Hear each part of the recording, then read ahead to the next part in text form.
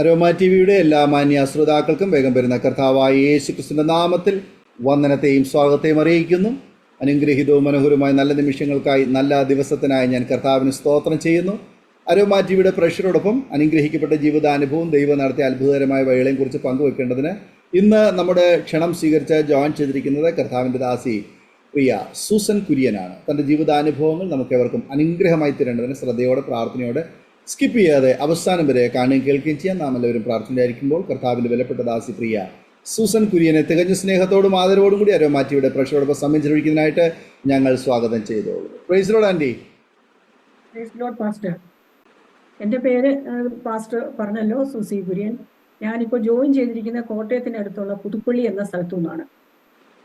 എൻ്റെ ഭവനത്തിൽ ഭർത്താവുണ്ട്. ഭർത്താവ് ഞങ്ങൾക്ക് ദാനമായി 2 കുഞ്ഞുങ്ങളെയാണ് തന്നത്. മൂത്ത മോൻ സക്രിയ കുര്യൻ, മോള് ലിസി സക്രിയ, ഒരു കൊച്ചുമോളുണ്ട് ഷാലോം. അവർ ഞങ്ങളുടെ കൂടെ ഉണ്ട്. കൊച്ചുമോനെ സാമുവൽ കുര്യൻ, അവൻ ജനന സമയത്ത് തന്നെ ജന്മനാ തന്നെ അവന് ബലഹീനനായിരുന്ന കുഞ്ഞായിരുന്നു. അവന് 30 വർഷം ഞങ്ങളോട് കൂടെ ഉണ്ടായിരുന്നു. ഫെബ്രുവരി 15-ാം തീയതി അവനെ കർത്താവിൻ്റെ സന്നിധിയിലേക്ക് കർത്താവ് വിളിച്ചു ചേർത്തു. മോനും മൂത്ത മോൻ സക്രിയ കുര്യനും കുടുംബവും അവരെ എറണാകുളത്ത് താമസിച്ചുകൊണ്ട് ജോലിയുള്ള ബന്ധത്തിലായിരിക്കുന്നു. ആദ്യമായിട്ട് അരോമ ടി വിയിൽ ഇപ്രകാരം ഒരു സാക്ഷ്യം പറയുവാൻ കർത്താവ് എനിക്ക് അവസരം തന്നതിന് ദൈവത്തെ സ്തുതിക്കുന്നു. അതിന് മുഖാന്തരമായി തീർന്ന കർത്താവിൻ്റെ ദാസൻ ബഹുമാനപ്പെട്ട പാസ്റ്റർ ഡാനിയൽ ജോൺ പാസ്റ്ററോടുള്ള നന്ദിയും അറിയിക്കുകയാണ്. ഈ അരോമ ടി വിയിൽ കൂടെ അനേക ചൈതന്യമുള്ള വിലപ്പെട്ട ദൈവമക്കളുടെ സാക്ഷ്യം കേൾക്കുവാൻ എനിക്ക് ഇടയായിട്ടുണ്ട്. അന്നൊന്നും ഞാൻ ഇപ്രകാരം ഒരു സാക്ഷ്യമായിട്ട് ഈ ടി വിയിൽ വരുമെന്ന് ഞാൻ ഒരിക്കലും ഓർത്തിട്ടുള്ളതല്ല. എന്നാൽ കർത്താവ് എനിക്ക് തന്ന ഈ അവസരത്തിനായി ദൈവത്തെ സ്തുതിക്കുന്നു. അതിന് മുഖാന്തരമായി തീർന്ന ഈ അരോമ ടി വിയുടെ എല്ലാ ശുശ്രൂഷകളും അതിൻ്റെ ഉത്തരവാദിത്തങ്ങൾ വഹിക്കുന്ന പ്രിയ പാസ്റ്ററിനോടുള്ള നന്ദി ഒരു പ്രാവശ്യം കൂടെ അറിയിക്കുകയാണ്. ഞാൻ പറഞ്ഞതുപോലെ തന്നെ കർത്താവ് ഞങ്ങൾക്ക് 2 മക്കളെ ആയിരുന്നു തന്നത്. ഇപ്പോൾ ഞങ്ങൾ ഭവനത്തില് അവൻ്റെ വേർപാടിനുള്ള ബന്ധത്തിൽ ദുഃഖത്തിൻ്റെ അനുഭവത്തോടെ ഞങ്ങളായിരിക്കുന്നുവെങ്കിലും കർത്താവിൻ്റെ സാക്ഷിയായി തീരുവാൻ ഇപ്രകാരം ഒരു അവസരം ലഭിച്ചതിന് ദൈവത്തെ സ്തുതിക്കുന്നു. എൻ്റെ പിതാവിൻ്റെ വീട് മാവേലിക്കരയ്ക്കടുത്ത് തോനക്കാട് എന്ന സ്ഥലത്താണ്. എൻ്റെ മാതാവിൻ്റെ വീട് അടൂര് എന്ന സ്ഥലത്താണ്. പിതാവിൻ്റെ ജോലിയോടുള്ള ബന്ധത്തിൽ വർഷങ്ങൾക്ക് മുമ്പ് തന്നെ പാലക്കാട് പട്ടണത്തിലേക്ക് ട്രാൻസ്ഫറായി പോയി. അന്ന് തൊട്ട് ഞങ്ങൾ കുടുംബമായിട്ട് പാലക്കാടാണ് പഠിക്കുകയും ഒക്കെ ചെയ്തുകൊണ്ടായിരുന്നത്. എൻ്റെ പിതാവ് കൃഷി ഓഫീസറായിട്ട് ജോയിൻ ചെയ്തിട്ട് ആലപ്പുഴയിൽ ജോലി ചെയ്തുകൊണ്ടിരിക്കുന്ന സമയത്താണ് ഞാൻ ജനിക്കുന്നത്, അടൂര്. എനിക്കൊരു 6 മാസം ആയ സമയത്ത് പിതാവിന് അടുത്ത പ്രൊമോഷൻ ലഭിച്ചപ്പോൾ പാലക്കാട്ടാണ് ലഭിച്ചത്. അതിനോടുള്ള ബന്ധത്തിലാണ് ഞങ്ങൾ പാലക്കാടേക്ക് താമസം മാറി ഞങ്ങൾ അങ്ങോട്ട് മാറിപ്പോകുന്നത്. എനിക്ക് മൂത്തൊരു സഹോദരനും ഇളയൊരു സഹോദരിയുമുണ്ട്. അങ്ങനെ പാലക്കാട് അവിടെ ആയിരിക്കുന്ന സമയത്ത് അവിടെ നിന്ന് അവിടെ പാലക്കാട് പട്ടണത്തിൽ ഞങ്ങൾ താമസിക്കുമ്പോൾ അവിടെ ഒരു ചന്ദ്രയാൻ കോളനിയിലാണ്, ഹൗസിംഗ് കോളനിയിലാണ് ഞങ്ങൾ താമസിച്ചുകൊണ്ടായിരുന്നത്. അവിടെ 10 വർഷമായിരുന്നു. അതിനുശേഷം അടുത്ത ട്രാൻസ്ഫർ കിട്ടിയപ്പോഴത്തേക്ക് പട്ടാമ്പി എന്ന സ്ഥലത്തേക്കാണ് കിട്ടിയത്. അന്നേരം ഞങ്ങൾ കുടുംബമായിട്ട് ഷൊർണൂർ എന്ന സ്ഥലത്ത് വന്ന് താമസിച്ചാണ് പിതാവ് ജോലി ചെയ്തത്. അപ്പം ഞങ്ങളുടെ പഠനം ഈ പാലക്കാട് പ്രാഥമിക പഠനങ്ങൾ ഒറ്റപ്പാലം, ഷൊർണൂര് ഇങ്ങനെയുള്ള സ്ഥലങ്ങളിൽ ആയിരുന്നു. അതിനുശേഷം തുടർ വിദ്യാഭ്യാസത്തോടുള്ള ബന്ധത്തിലാണ് പിന്നെ പുറത്തോട്ടൊക്കെ പോകുവാനും ഒക്കെ കർത്താവ് അവസരം തന്നു. ഞാൻ അഗ്രികൾച്ചർ BSc അലഹബാദ് അഗ്രികൾച്ചർ ഇൻസ്റ്റിറ്റ്യൂട്ടിലാണ് നടത്തിയത്. അവിടെ പോകാനുള്ള കാരണം എൻ്റെ പിതാവ് വർഷങ്ങൾക്ക് മുമ്പ് ആ കോളേജിലാണ് പഠിച്ചത്. അങ്ങനെ ആ കോളേജിനെ കുറിച്ചൊരു അറിവ് ഉണ്ടായിരുന്നത് കൊണ്ടാണ് എൻ്റെ പ്രീ ഡിഗ്രി പഠനത്തിന് ശേഷം ആ കോളേജിൽ തന്നെ പഠിക്കണം എന്നുള്ള ആഗ്രഹത്തോടെ അഗ്രികൾച്ചർ ബിരുദത്തിന് വേണ്ടി അവിടെ പോയി പഠിച്ചു. അതിനുശേഷമാണ് എനിക്ക് ഇവിടെ കേരളത്തിലെ അഗ്രികൾച്ചർ ഡിപ്പാർട്ട്മെൻറ്റിൽ സോയിൽ സർവേ വിങ്ങിൽ ജോലി ലഭിക്കുകയും ഞാൻ 30 വർഷത്തോളം ആ ഡിപ്പാർട്ട്മെന്റിൽ ജോലി ചെയ്ത് assistant director of soil survey എന്ന പോസ്റ്റിലായിരിക്കുമ്പോൾ വോളണ്ടറി റിട്ടയർമെന്റ് എടുത്ത് ജോലിയിൽ നിന്ന് വിരമിക്കുകയും ചെയ്തു. 5 വർഷം റിട്ടയർ ചെയ്യാൻ ബാക്കിയുള്ള സമയത്ത് തന്നെ വിരമിക്കുകയും ചെയ്തു. അതിനുശേഷം ഭവനത്തിൽ ആയിരുന്നുകൊണ്ട് പൈതലിന്റെ ശുശ്രൂഷയ്ക്കും ഒക്കെ ആയിട്ടാണ് റിട്ടയർമെന്റ് നേരത്തെ എടുത്തത്. എൻ്റെ ഭർത്താവ് MC കുര്യൻ ഭർത്താവിന്റെ വേലയുള്ള ബന്ധത്തിൽ ഏർപ്പെട്ടിരിക്കുന്ന വ്യക്തിത്വമാണ്. അദ്ദേഹവും SPTയിൽ ഉദ്യോഗസ്ഥനായിട്ടിരിക്കുന്ന സമയത്താണ് കർത്താവിന്റെ വിളി പൂർണ്ണസമയ വേലയ്ക്ക് വേണ്ടി ഉണ്ടെന്ന് തിരിച്ചറിഞ്ഞപ്പോൾ ജോലി ഉപേക്ഷിച്ച് കർത്താവിന്റെ വയൽ പ്രദേശത്ത് ഇറങ്ങി വിധത്തിൽ കർത്താവിന്റെ നാമത്തിന് വേണ്ടി അധ്വാനിക്കുകയും അനേകരെ കർത്താവിലേക്ക് നയിപ്പാൻ കർത്താവ് കരങ്ങളെടുത്ത് ഉപയോഗിക്കുകയും ചെയ്തു. ആ വേലയ്ക്ക് ഒരു ചെറിയ കൈത്താങ്ങായിട്ട് ഇപ്പോൾ ഭവനത്തിലായിരിക്കാൻ ദൈവം സഹായിക്കുന്നു. ഞാൻ രക്ഷിക്കപ്പെട്ട നാളുകളെ കുറിച്ച് പറയുവാണെങ്കിൽ പിന്നെ അതിന് മുഖാന്തരമായി തീർന്ന് എൻ്റെ അമ്മ ഈ പാലക്കാട് ഞങ്ങൾ താമസിക്കുന്ന സമയത്ത് ഞങ്ങൾ യാക്കോബ വിശ്വാസത്തിലായിരുന്നു. അങ്ങനെ പള്ളിയിലൊക്കെ പോയി പള്ളിയുടെ ആചാരങ്ങളും ഒക്കെ ആയിട്ട് അങ്ങനെ ഇരിക്കുന്ന സമയത്ത് പാലക്കാട് പട്ടണത്തിലെ ഒരു ബ്രദറൻ സഭയിലെ ഉപദേശി ഈ ഹൗസിംഗ് കോളനിയിലെ ഓരോ വീടുകളിലും കയറി രക്ഷയുടെ സന്ദേശം ഓരോ ഭവനങ്ങളിലും കയറി ഇങ്ങനെ അറിയിക്കുന്ന ഒരു പതിവുണ്ടായിരുന്നു. അങ്ങനെ പിന്നെ വന്ന ഉപദേശി ഞങ്ങളുടെ ഭവനത്തിലും വന്ന്, അന്ന് ഞങ്ങൾ ചെറിയ കുഞ്ഞുങ്ങളാണ്, ഞാനൊക്കെ 10 വയസ്സിൽ താഴെ ഉള്ളൂ. ആ സമയത്ത് ഭവനത്തിൽ വന്ന് അമ്മയോട് ചോദിച്ചു, ഞങ്ങൾ ഇങ്ങനെ കർത്താവിന്റെ സുവിശേഷം അറിയിക്കാൻ വന്നവരാണ്, ഞങ്ങൾ അല്പസമയം സംസാരിച്ചോട്ടെ എന്ന് ചോദിച്ചു. അപ്പോൾ ദൈവത്തെക്കുറിച്ച് അമ്മയ്ക്ക് ജനനം മുതൽ തന്നെ ഒരു യാക്കോബ വിശ്വാസത്തിലാണെങ്കിലും കർത്താവിനെ കുറിച്ച് ദൈവം എന്ന് പറയുമ്പോൾ ഒരു വലിയ ദാഹമുള്ളിലുള്ള ഒരു വ്യക്തിത്വമായിരുന്നുകൊണ്ട് ഞാൻ കയറി വരണം, സംസാരിക്കണം എന്ന് പറഞ്ഞു. അങ്ങനെ സംസാരിച്ച് കേട്ടോണ്ടിരുന്നു കഴിഞ്ഞപ്പോഴത്തേക്ക് അവര് അമ്മയോട് ചോദിച്ചു, ഞങ്ങൾ പറഞ്ഞു തരുന്ന പ്രാർത്ഥന പ്രാർത്ഥിപ്പാൻ ആഗ്രഹമുണ്ടോ, കർത്താവിന്റെ മകളായി തീരുവാൻ ആഗ്രഹിക്കുന്നുണ്ടോ? അപ്പോൾ അമ്മ പറഞ്ഞു, എനിക്ക് ആഗ്രഹമുണ്ട്. അതിൻ്റെതായ ആഴങ്ങളും വ്യാപ്തിയും ഒന്നും മനസ്സിലായിട്ടല്ല, അവർ പറഞ്ഞു തരുന്ന പ്രാർത്ഥന പ്രാർത്ഥിക്കാം എന്നുള്ള ഒറ്റ ഉദ്ദേശത്തിൽ മാത്രം എഴുന്നേറ്റ് പ്രാർത്ഥിച്ചു. അവർ പറഞ്ഞു കൊടുത്ത വാക്കുകൾ അമ്മ പ്രാർത്ഥിച്ചു. അമ്മ പ്രാർത്ഥിച്ചു കഴിഞ്ഞപ്പോൾ ഈ 2 ഭർത്താവും ഭാര്യയും, ഈ പാസ്റ്ററും ഭാര്യയും, അവർ വളരെ കരഞ്ഞ് കർത്താവിനെ സ്തുതിക്കുകയും ഇന്ന് ജീവന്റെ പുസ്തകത്തിൽ പേരെഴുതപ്പെട്ടിരിക്കുന്ന വ്യക്തിയാണെന്നൊക്കെ പറഞ്ഞു. അപ്പോൾ അമ്മ ചിന്തിച്ചു, എന്തിനാ ഞാനൊന്ന് പ്രാർത്ഥിച്ചതിന് ഇവർ ഇത്രയും കരയുന്നത്? അതിൻ്റെതായ മഹത്വവും മാഹാത്മ്യവും ഒന്നും അമ്മയ്ക്ക് തിരിച്ചറിയുന്നില്ലായിരുന്നു. അതിൻ്റെതായ ഇതൊന്നും മനസ്സിലാക്കിയിട്ടല്ല പ്രാർത്ഥിച്ചത്. അവര് അടങ്ങിപ്പോവുകയും ചെയ്തു. എന്നാൽ അന്ന് തൊട്ട് അമ്മ പ്രാർത്ഥിച്ചത് അമ്മയ്ക്ക് കാര്യങ്ങൾ ഗ്രഹിച്ചിട്ടൊന്നും അല്ലെങ്കിലും ആ പ്രാർത്ഥന പ്രാർത്ഥിച്ച് അമ്മയുടെ പേര് ജീവന്റെ പുസ്തകത്തിൽ എഴുതി ആ രക്ഷയുടെ അനുഭവം അമ്മയ്ക്ക് ഉണ്ടായി എന്ന് അന്ന് മുതൽ പരിശുദ്ധാത്മാവ് അമ്മയുടെ ഉള്ളത്തിൽ ക്രിയ ചെയ്യാൻ തുടങ്ങി. അന്ന് മുതൽ വചനം വായിക്കണം. ആരും പറഞ്ഞു കൊടുത്തിട്ടല്ല, ഈ വന്ന ഉപദേശി ഒന്നും പറഞ്ഞു കൊടുത്തിട്ടല്ല, അമ്മയിൽ തന്നെ എനിക്ക് വചനം അറിയണം, വചനം വായിക്കണം. ദൈവമക്കളെ കാണുമ്പോൾ വലിയ സന്തോഷം, ഇങ്ങനെ വലിയ മാറ്റം അമ്മയുടെ ഉള്ളത്തിൽ വരാൻ തുടങ്ങി. അപ്പൊ അതിന്റെ മഹത്വം അമ്മയ്ക്ക് മനസ്സിലായി. ഞാൻ പ്രാർത്ഥിക്കുന്ന സമയത്ത് വലിയ അതിന്റെ ആഴങ്ങളോ ഭക്തിയോ ഒന്നും അറിഞ്ഞിട്ടില്ലെങ്കിലും കർത്താവിന്റെ പരിശുദ്ധാത്മാവ് എന്നെ രൂപാന്തരപ്പെടുത്തുന്നല്ലോ എന്ന് തിരിച്ചു. അപ്പൊ ആ രക്ഷയുടെ മഹത്വം അന്ന് മുതൽ അമ്മ പിന്നെ അങ്ങനെ ആ അമ്മയുടെ വിശ്വാസ ജീവിതം മുന്നോട്ട് പോയി സ്നാനപ്പെടുവാനും കർത്താവിന്റെ പരിശുദ്ധാത്മാവ് അഭിഷേകം പ്രാപിക്കാനും. അപ്പൊ ഞങ്ങളെ അന്ന് തൊട്ട് ഇങ്ങനെ ദൈവത്തോട് അടുപ്പിച്ചുകൊണ്ട് ദൈവകാര്യങ്ങൾ പറഞ്ഞുകൊണ്ടാണ് അങ്ങനെ വളർത്തിയത്. അതുകൊണ്ടാണ് എനിക്ക് കർത്താവിനെ കണ്ടെത്തുവാനുള്ള, അമ്മ ദൈവത്തെ കണ്ടതുകൊണ്ടാണ് എനിക്കും കർത്താവിനെ കണ്ടെത്തുവാനുള്ള ഭാഗ്യമുണ്ടായത്. അങ്ങനെ 13ാമത്തെ വയസ്സിൽ രക്ഷിക്കപ്പെടുവാനും തുടർന്ന് പിന്നെ സ്നാനപ്പെടുവാനും കർത്താവിന്റെ അഭിഷേകം പ്രാപിക്കാനും ഒക്കെയുമുള്ള ഭാഗ്യം. അപ്പൊ അന്നേരവും ഞങ്ങളുടെ ചിന്തയിൽ ഇങ്ങനെ കർത്താവിന്റെ വരവിൽ എടുക്കപ്പെടണം, ഇതാണ് ഏറ്റവും വലിയ ആഗ്രഹം. പിന്നെ കർത്താവിന്റെ വരവിൽ എടുക്കപ്പെടണം, കർത്താവിനോടുകൂടി നിത്യ ചെലവഴിക്കണം, അതാണ് ലക്ഷ്യം. അതിനാണ് ദൈവം നമ്മളെ രക്ഷിച്ചത്, അതിനാണ് ഈ പാപലോകത്തിൽ നിന്ന് ദൈവം നമ്മളെ രക്ഷിച്ചത്. ആ ഉദ്ദേശത്തിനാണ് ഇത് നമ്മുടെ ഉള്ളത്തിൽ ഗൂഢമൂലമായിട്ട് ഇതായി. അങ്ങനെ അമ്മ ദൈവത്തെ കണ്ടത് മുഖാന്തരം അപ്പായും ഞങ്ങൾ സഹോദരങ്ങളും, അതുമാത്രമല്ല അമ്മയുടെ കുടുംബത്തിൽപ്പെട്ട അമ്മയുടെ സഹോദരങ്ങളുടെ അനേക മക്കളും ഒക്കെ കർത്താവിനെ കണ്ടെത്തുവാൻ ഉള്ള ഭാഗ്യമുണ്ടായി. ഒരു ഭവനത്തിൽ നിന്ന് ഒരാളെ ആദ്യ ഫലമായി ദൈവം കാണുമ്പോൾ അവരിൽ കൂടെ കർത്താവ് രക്ഷിച്ചെടുക്കാനുള്ള അനേക വ്യക്തികളെയും കർത്താവ് കണ്ടിട്ടുണ്ട് എന്ന് അത് മുഖാന്തരം മനസ്സിലായി. അത് മാത്രമല്ല വലിയ സുവിശേഷീകരണത്തിന്റെ ആത്മാവിന് ഈ അമ്മ രക്ഷിക്കപ്പെട്ടതിന് ശേഷം അമ്മയ്ക്ക് വന്ന ആ മാറ്റം, അമ്മയുടെ ആ രക്ഷയുടെ അനുഭവത്തിന്റെ വലിപ്പം അമ്മയ്ക്ക് ഗ്രഹിപ്പാൻ, അതുകൊണ്ട് ആരെ കണ്ടാലും രക്ഷയുടെ ദൂത് പറയാൻ അമ്മയെ ദൈവം അങ്ങ് അഭിഷേകം ചെയ്തു. അമ്മ ഒരു ട്രെയിനിലൊക്കെ യാത്ര ചെയ്യുവാണെങ്കിലും കുറച്ച് ട്രാക്റ്റും കയ്യിലെടുത്ത് ആണ് അമ്മ ചെയ്തത്. ഇപ്പൊ ഞങ്ങളുടെ വീട്ടിലോട്ടൊക്കെ വരാൻ വേണ്ടി അമ്മ ഒറ്റപ്പാലത്തോട്ട് ഇങ്ങോട്ട് യാത്ര ചെയ്യുവാണെങ്കിൽ അടുത്തിരിക്കുന്നവരോടൊക്കെ സുവിശേഷം പറയും, ട്രാക്റ്റ് കൊടുക്കും.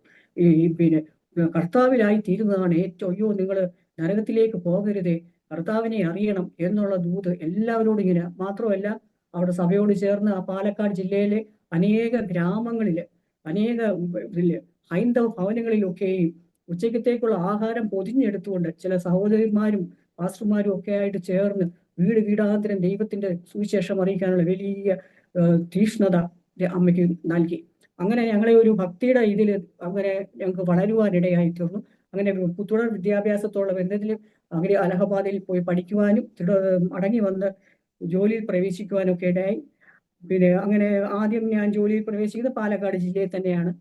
അങ്ങനെ പാലക്കാട് ജില്ലയിൽ ജോലി ചെയ്തുകൊണ്ടിരിക്കുന്ന സമയത്താണ് വിവാഹത്തിന്റെ ഇത് വന്ന് അങ്ങനെ കോട്ടയത്ത് പിന്നെ ഇപ്പോൾ ഞാൻ പറഞ്ഞ എൻ്റെ ഭർത്താവ് MC കുര്യനുമായിട്ടുള്ള വിവാഹം നടന്ന് അതിനുശേഷം കോട്ടയത്താണ് എനിക്ക് ട്രാൻസ്ഫർ ലഭിച്ചു. കോട്ടയത്ത് സോയിൽ സർവേ ഓഫീസിൽ അനേക വർഷങ്ങൾ ജോലി ചെയ്യുവാനിടയായി. അവിടെ നിന്ന് പ്രൊമോഷൻ ആയി കഴിഞ്ഞപ്പോഴത്തേക്ക് ട്രാൻസ്ഫറിന്റെ ഇത് വന്നു. പിന്നെ മാവേലിക്കര, പിന്നെ ആലപ്പുഴ, എറണാകുളം, ഇങ്ങനെ തുടർന്നു കോട്ടയത്തും പിന്നെ കുറച്ച് നാളുകൾ. അങ്ങനെ എൻ്റെ ഔദ്യോഗിക ജീവിതം അങ്ങനെ 30 വർഷം കംപ്ലീറ്റ് ചെയ്യുവാൻ കർത്താവ് സഹായിച്ചു. ഈ സമയത്ത് ഞങ്ങളുടെ ജീവിതത്തിൽ വലിയൊരു വഴിത്തിരിവ്, ആത്മീയ ജീവിതത്തിലും ഞങ്ങളുടെ ഭൗതികമായ ജീവിതത്തിലും ഞങ്ങളുടെ ജീവിതത്തിൽ വലിയൊരു വഴിത്തിരിവ് ഉണ്ടായത് ഞങ്ങളുടെ രണ്ടാമത്തെ കുഞ്ഞിന്റെ ജനനത്തോളമാണ്. ഞങ്ങളുടെ വിവാഹം കഴിഞ്ഞതിന് ശേഷം ഞങ്ങൾക്ക് മൂത്ത കുഞ്ഞുണ്ടായി. വളരെ സന്തോഷം. അവൻ മിടുക്കനായ കുഞ്ഞാണ്. പിന്നെ അവനെ സന്തോഷത്തോടെ വളർത്തിക്കൊണ്ടിരിക്കുന്നത്. അങ്ങനെ ഇരിക്കുമ്പോൾ അവൻ 5 വയസ്സായിരുന്ന സമയത്താണ് ഞങ്ങൾക്ക് രണ്ടാമത്തെ പൈതൽ ഉണ്ടാകുന്നത്. വളരെ പ്രതീക്ഷയോടെ രണ്ടാമത്തെ കുഞ്ഞിന്റെ ജനനത്തിന് വേണ്ടി കാത്തിരുന്ന ഞങ്ങൾക്ക് പ്രിയ പൈതലിന് അവന്റെ ജനന സമയത്തുണ്ടായ പ്രത്യേക സാഹചര്യം കൊണ്ട് അവന്റെ തലച്ചോറിന് കാര്യമായ ക്ഷതമേൽക്കുകയും അവൻ ജനിച്ച സമയം തൊട്ട് അവന്റെ പിന്നെ അവസ്ഥകൾക്ക്, അവന്റെ രോഗാവസ്ഥകൾ അവനിൽ കാണാൻ തുടങ്ങി. ജനിച്ച സമയത്ത് അവന് ഫിറ്റ്സ് വരുന്ന ഒരവസ്ഥ, ഫിറ്റ്സ് എത്ര നോക്കിയിട്ടും കൺട്രോൾ ചെയ്യാൻ പറ്റാത്ത അവസ്ഥ. അപ്പോൾ ഡോക്ടർമാർ അവന്റെ ബ്രെയിൻ സ്കാൻ ചെയ്യണമെന്ന് പറഞ്ഞു തൃശ്ശൂരുള്ള ഹോസ്പിറ്റലിലേക്ക് അവനെ ആംബുലൻസിൽ അങ്ങോട്ട് മാറ്റുകയായിരുന്നു. അവിടെ ചെന്ന് അവന്റെ ബ്രെയിൻ സ്കാൻ ചെയ്ത് നോക്കിയപ്പോൾ അവന്റെ ബ്രെയിൻ സ്കാൻ ചെയ്ത് നോക്കുന്ന ആ ന്യൂറോ സർജൻ ഒരു ദൈവ മനുഷ്യനായിരുന്നു. അവന്റെ ബ്രെയിൻ സ്കാൻ ചെയ്ത് നോക്കിയപ്പോഴത്തേക്ക് അവന്റെ ബ്രെയിനിൽ രക്തം രക്തം തളം കെട്ടി കിടക്കുന്ന പോലത്തെ ഒരു അവസ്ഥയാണ് കണ്ടത്. അന്നേരം ആ ഡോക്ടർ ആ സ്കാനിങ്ങിന്റെ ഇതെല്ലാം കഴിഞ്ഞ് റൂമിൽ നിന്ന് വെളിയിൽ ഇറങ്ങി വന്ന് ഞങ്ങളോട് പറഞ്ഞു, മക്കൾ ദൈവത്തിന്റെ വകയാണ്, നിങ്ങളുടെ വകയല്ല. എത്രത്തോളം ദിവസങ്ങൾ അല്ലെങ്കിൽ എത്രത്തോളം നാള് നമുക്ക് വളർത്താൻ തരുന്നു, അതുമാത്രമാണ് നമുക്ക് അവകാശപ്പെട്ട സമയങ്ങൾ. ദൈവത്തിന്റെ വകയാണ്. ഈ കുഞ്ഞിന്റെ അവസ്ഥ ഇപ്രകാരമാണ്. അവന്റെ ബ്രെയിനില് വളരെ ക്ഷതമേറ്റിരിക്കുന്നു. അവന്റെ തലച്ചോറിൽ രക്തം തളം കെട്ടിക്കിടക്കുന്ന അവസ്ഥയാണ് എന്ന് പറഞ്ഞു. അപ്പൊ ഞങ്ങൾ ഭാരപ്പെട്ടത് എന്താ ഇങ്ങനെ സംഭവിച്ചത്. അപ്പോൾ ഡോക്ടർ പറഞ്ഞു, ഇത് പിന്നെ അവന് പ്രസവ സമയത്ത് ഓക്സിജൻ കിട്ടാതെ അവന്റെ ബ്രെയിൻ കാപ്പിലറീസ് പൊട്ടിയതാണ്, അവന് ബ്രെയിൻ ഹെമറേജ് ഉണ്ടായിരിക്കുകയാണ് എന്ന് പറഞ്ഞു. അതുകൊണ്ട് ഈ മെഡിക്കൽ സയൻസിന് ഇപ്പൊ ഈ 18 ദിവസം ഉള്ളപ്പോഴാണ് ഞങ്ങൾ തൃശ്ശൂരൊക്കെ അവനെ സ്കാനിങ്ങിന് വേണ്ടി കൊണ്ടുപോകുന്നത്. അപ്പൊ ഡോക്ടർ പറഞ്ഞത്, ഈ 18 ദിവസം ഈ കുഞ്ഞ് ജീവിച്ചത് മെഡിക്കൽ സയൻസിന് അത്ഭുതമായിട്ടുള്ള ഒരു കാര്യമാണ്. ഈ ബ്രെയിൻ വെച്ചിട്ട് ഈ കുഞ്ഞ് ഇത്രയും ദിവസം ജീവിക്കാനുള്ള പിന്നെ സാധ്യത അവനില്ല. ആ ബ്രെയിൻ കൊണ്ട് ജീവിക്കാൻ പറ്റുകയില്ല. അത്രയ്ക്ക് തകർന്നിരിക്കുന്ന അവസ്ഥയാണ്. പക്ഷെ അവൻ ജീവിച്ചിരിക്കുന്നു. അപ്പോൾ അവന് ദൈവമാണ് ഇത്രയും ദിവസമായി സുഹൃത്ത്. അവന്റെ കാര്യം, ബാക്കിയുള്ള കാര്യങ്ങൾ ദൈവം തന്നെ നോക്കിക്കോളും എന്ന് ഞങ്ങളോട് പറഞ്ഞ് ആശ്വസിപ്പിച്ചു. അതിനുശേഷം പൈതലിനെ അവിടെ ഒരു മാസത്തോളം ICUവിൽ അഡ്മിറ്റ് ചെയ്ത്, അപ്പോൾ അവന് നിരന്തരം ഫിറ്റ്സ് വന്നുകൊണ്ടിരിക്കുകയാണ്. അവന് കണ്ണ് തുറന്നാൽ അവന് ഫിറ്റ്സ് വരും. പിന്നെ ആ ഫിറ്റ്സ് ഒരു വിധത്തിലും കൺട്രോൾ ചെയ്യാൻ പറ്റുന്നില്ല. അതുകൊണ്ടാണ് ഈ ന്യൂറോ സർജന്റെ അടുത്തേക്ക് ഒറ്റപ്പാലം ഹോസ്പിറ്റലിൽ നിന്ന് ഇങ്ങോട്ട് അയക്കുന്നത്. അപ്പൊ ഡോക്ടർ പറഞ്ഞു, നമുക്ക് ഇവന്റെ ഫിറ്റ്സ് കൺട്രോൾ ചെയ്യാൻ നിർത്താനായിട്ടുള്ള മരുന്നുകൾ ആരംഭിക്കണം. അത് മാത്രമേ നമുക്ക് ചെയ്യാൻ പറ്റത്തുള്ളൂ. വേറെ അവന്റെ ബ്രെയിനിൽ ഒരു കാര്യവും നമുക്ക് ഓപ്പറേഷനോ അങ്ങനെയുള്ള ഒരു കാര്യങ്ങളും ചെയ്യാൻ പറ്റാത്ത അവസ്ഥയാണ്. അതുകൊണ്ട് ഫിക്സിന്റെ മരുന്ന് ആരംഭിക്കുകയാണെന്ന് പറഞ്ഞു. അങ്ങനെ ഫിക്സിന്റെ മരുന്ന് ആരംഭിച്ചു. ഫിക്സിന്റെ മരുന്ന് ആരംഭിച്ചപ്പോഴും ഫിക്സ് വന്നുകൊണ്ട് തന്നെ ഇരിക്കുകയാണ്. പല പ്രാവശ്യം ഇങ്ങനെ ഫിക്സ് വരും. അപ്പോൾ അവനെ ഇങ്ങനെ സെഡേഷൻ കൊടുത്ത് മയക്കി കിടത്തിയിരിക്കുകയാണ്.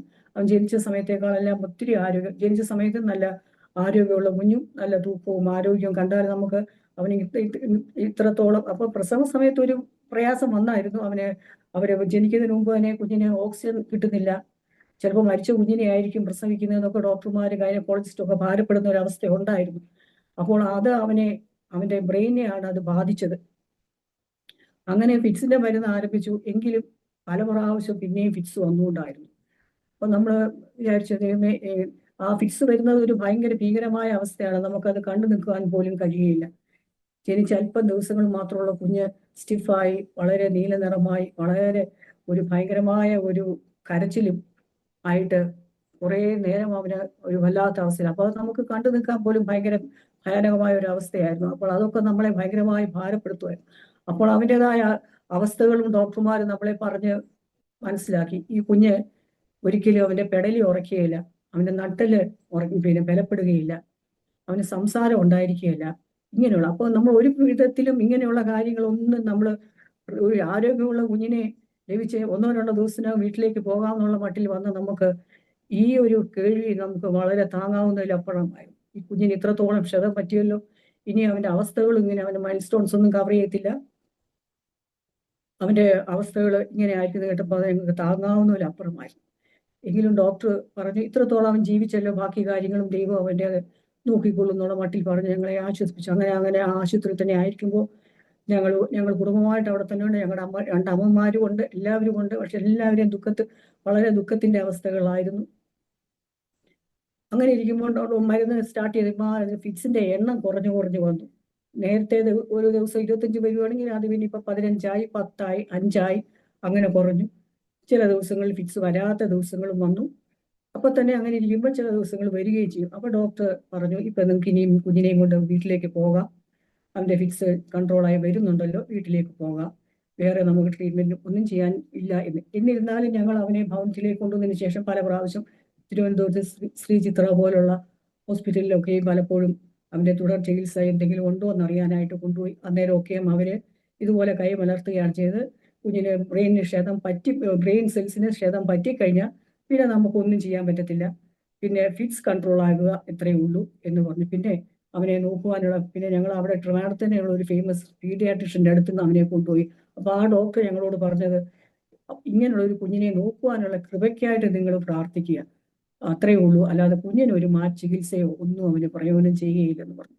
അങ്ങനെ ഇരിക്കുന്ന സമയത്ത് ഞങ്ങൾ ഭവനത്തില്, അപ്പോൾ ഞങ്ങൾക്ക് ജോലിയോടെ, ഹസ്ബൻഡിനും അത് SPT ജോലിയാണ്, ഞങ്ങൾ ജോലിയുള്ള ബന്ധത്തിലായിരിക്കുന്നു, മൂത്ത പൈതലും കൊണ്ട്.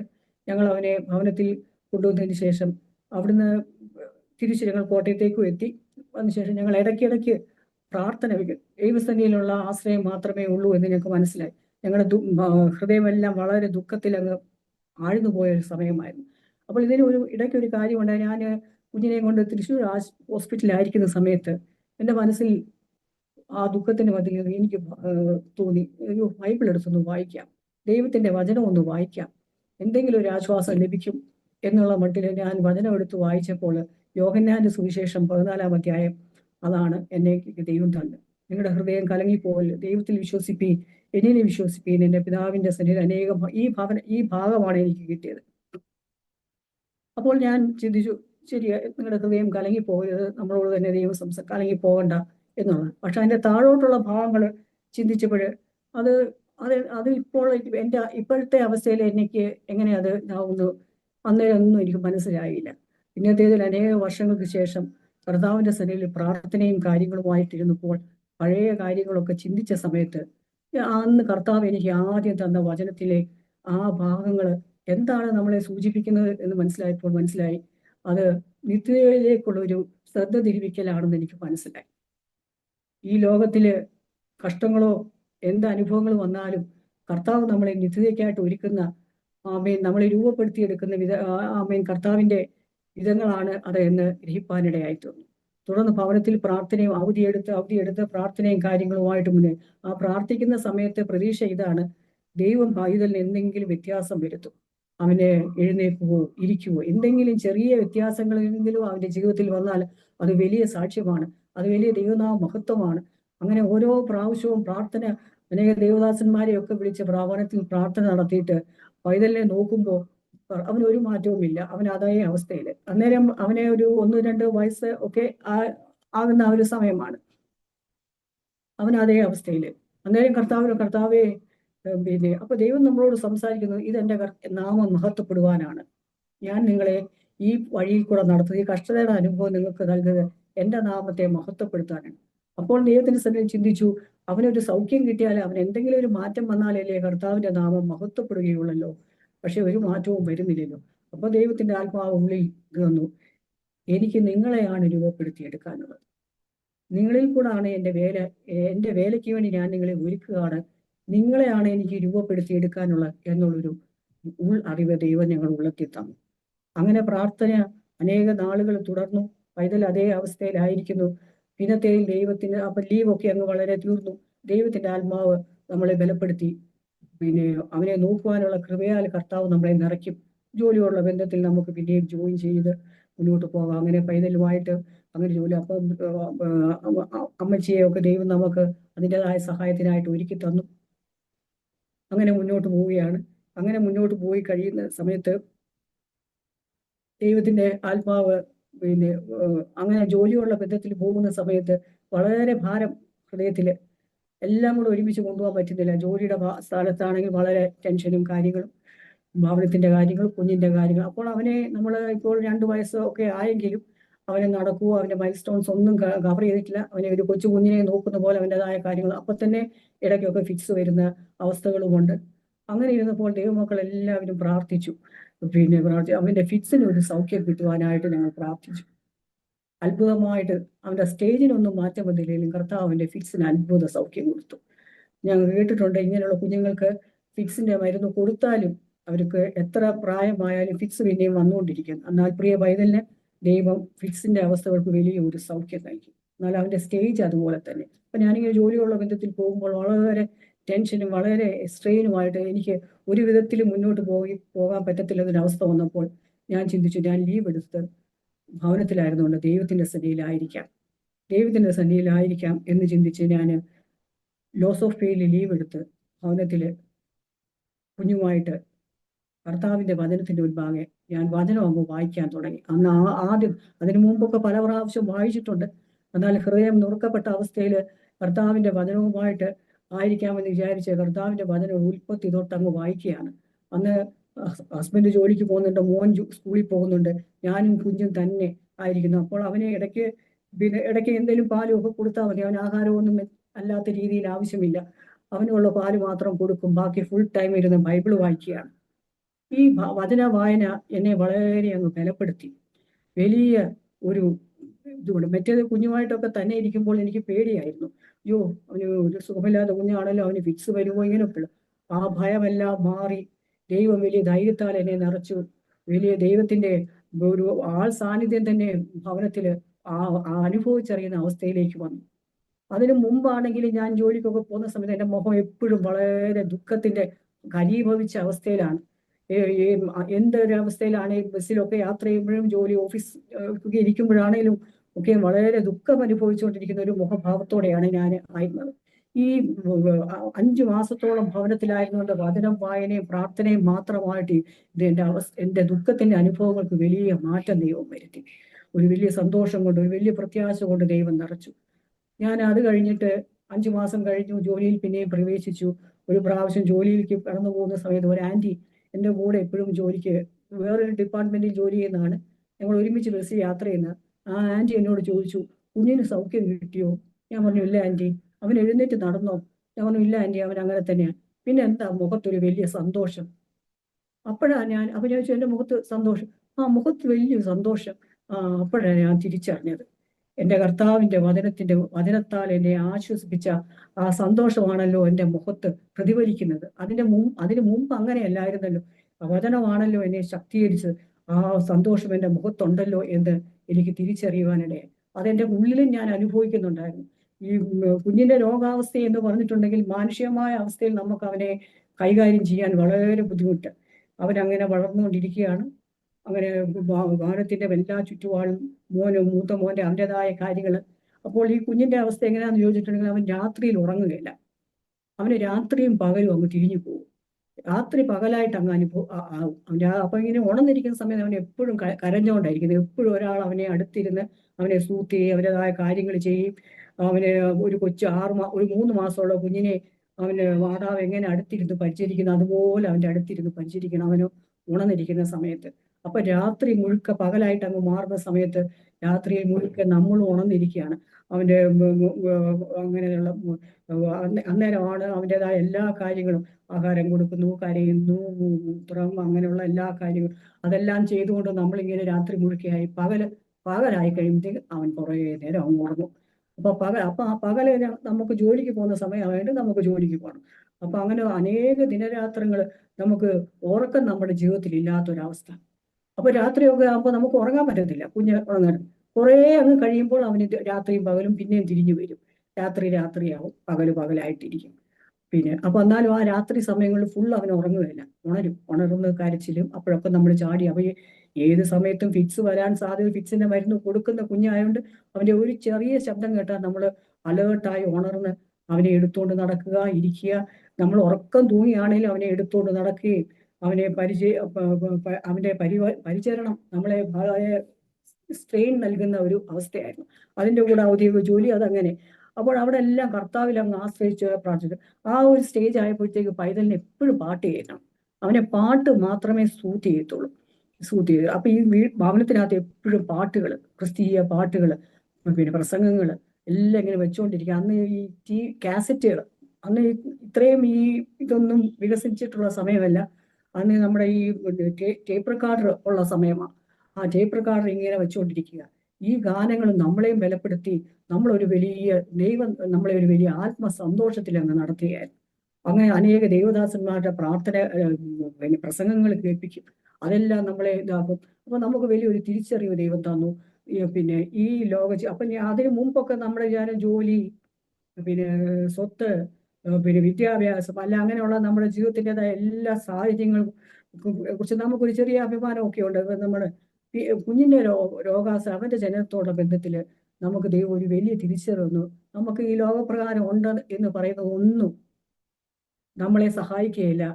ചില സന്ദർഭങ്ങളിൽ നമ്മുടേതായ ആവശ്യ സമയങ്ങളിൽ നമ്മൾ നിസ്സഹായരായി തീരും.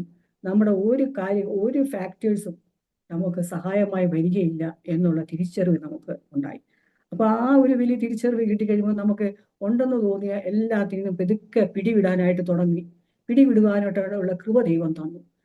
എല്ലാത്തിനും അതിലെല്ലാം ഉപരിയായിട്ട് ദൈവിക സന്തോഷവും നിത്യതയെക്കുറിച്ചുള്ള വെളിപ്പെടുത്തൽ. ഈ ലോക ജീവിതം ഇത്രയും ഉള്ളല്ലോ, ഏത് നിമിഷവും ഈ ലോക ജീവിതത്തിൽ ഒരു അവസാനം വരും. ഇതിൻ്റെതായ എന്തൊക്കെ സുഖമുണ്ടെങ്കിലും ദുഃഖമുണ്ടെങ്കിലും അല്പകാലത്തേക്ക് മാത്രമേ ഉള്ളല്ലോ. നമ്മൾ നിത്യതയാണല്ലോ, നിത്യമായ വാസം കർത്താവിനോട് അത് പ്രാപിക്കണം എന്നുള്ള ഒരു വലിയ വാഞ്ച കർത്താവ് കുഞ്ഞിന്റെ ജനനത്തിന് ശേഷമുള്ള അനുഭവങ്ങളിൽ കൂടെ കർത്താവ് ഉണർത്തി തന്നു. അപ്പോൾ വലിയൊരു സമാധാനം കൊണ്ട് കർത്താവ് നിറച്ചു. പിന്നെ പക്ഷേ നമ്മൾ കാൻഡിഡേറ്റ്സ് ആയതുകൊണ്ട് നമുക്ക് വലിയ സമാധാനവും വലിയ സന്തോഷവും ഒക്കെ ദൈവം പകർന്നു.